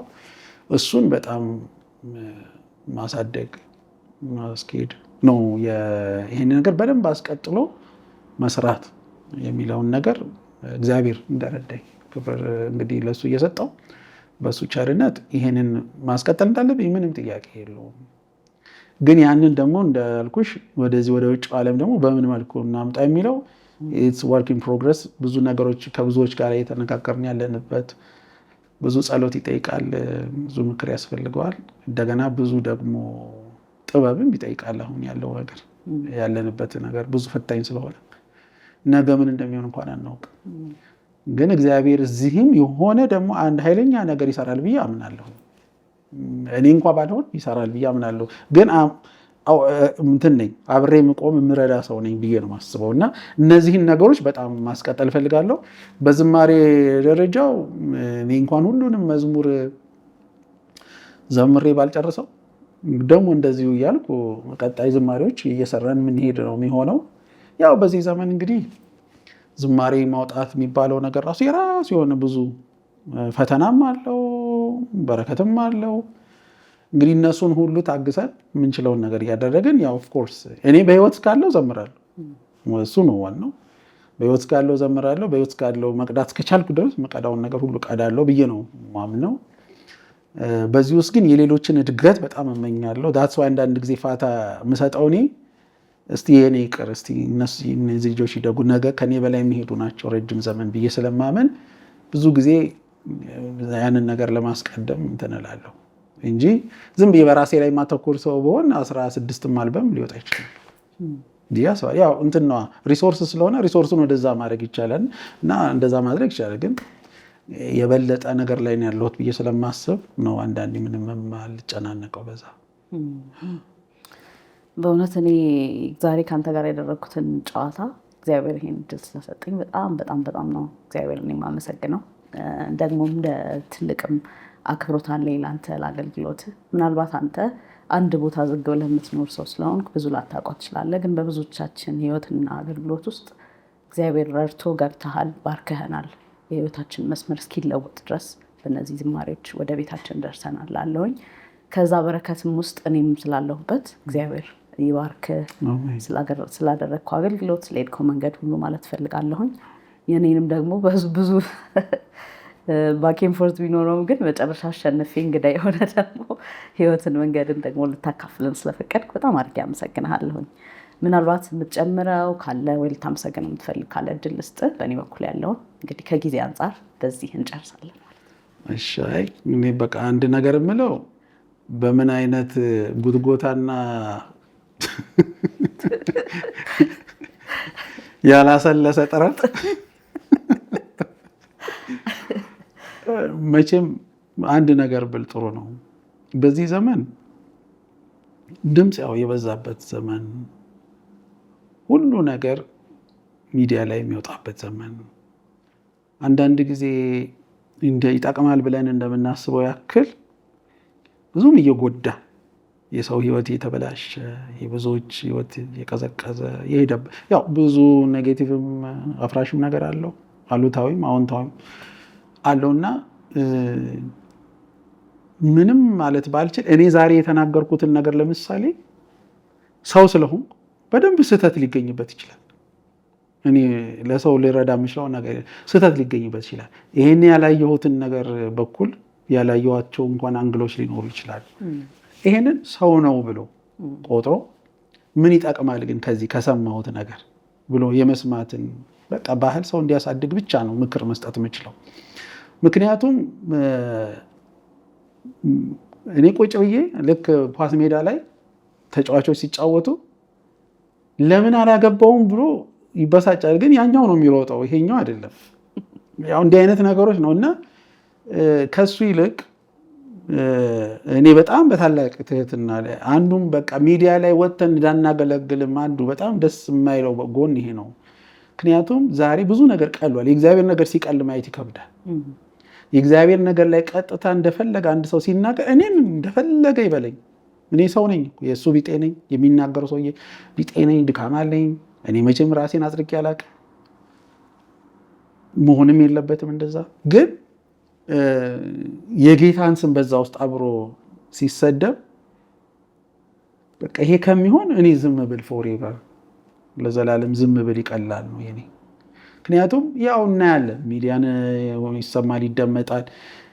ኮሜንት እንኳን አናነብን ብንል አንብበው ተብሎ ይላክልናል።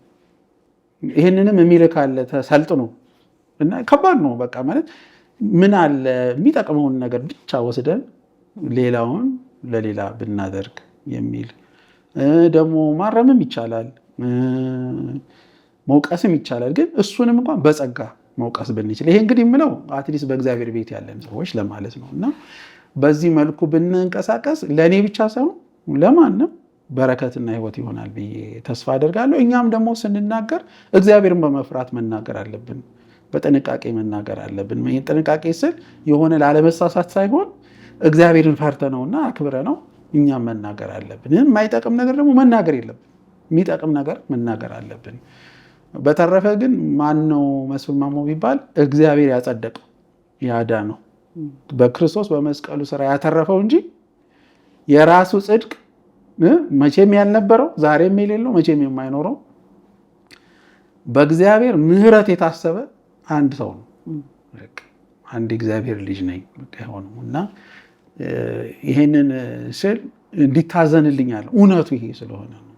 እና በዚህ እውነት በቃ እንደነዚህ አይነት ነገሮችን ብንቀበላቸው የበለጠ እንታነጽባቸዋለን ብዬ አምናለሁ። እና አሁን ዘንድሮ እንዲያውም ያልተናገርነውንም እንኳን ፈጥረው ሊከቱብን የሚችሉበት ዘመን ላይ ነው ያለ ነው። እና እኔ እንዲያውም ባለፈው ቀልጃለሁ በዚህ ሊጨርሰውና አንድ ሰው ምን አልኩት፣ ድንገት የሆነ ነገር የማይሆን ነገር ስናገር ከሰማኸኝ መጀመሪያ እኔ ጋር ደውለህ አጣራኒ መሆኔን፣ ምክንያቱም ላልሆን ይችላል በዚህ በኤአይ ጀነሬሽን ላልሆን ስለሚችል አደራ እያልኩ ወዳጆች ማሳሰቢያ እሰጣለሁ። ግን ይህንን ነገር ለመልካም እናውለው ካዋል ነው የሚል ነው። እና በተረፈ ግን እግዚአብሔር አንቺንም ይባርክሽ።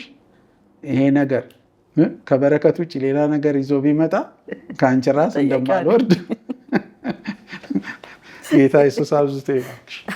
አሜን። ፓስተር በጣም አድርጌ አመሰግናለሁ። ተመልካቾቻችን ከመጋቢ መስፍን ማሞ ጋር ያደረግነውን አስተማሪ ቆይታ እንደወደዳችሁት እንደተማራችሁበት ተስፋ አደርጋለሁኝ። አብራችሁን ስለቆያችሁ እግዚአብሔር ይባርካችሁ።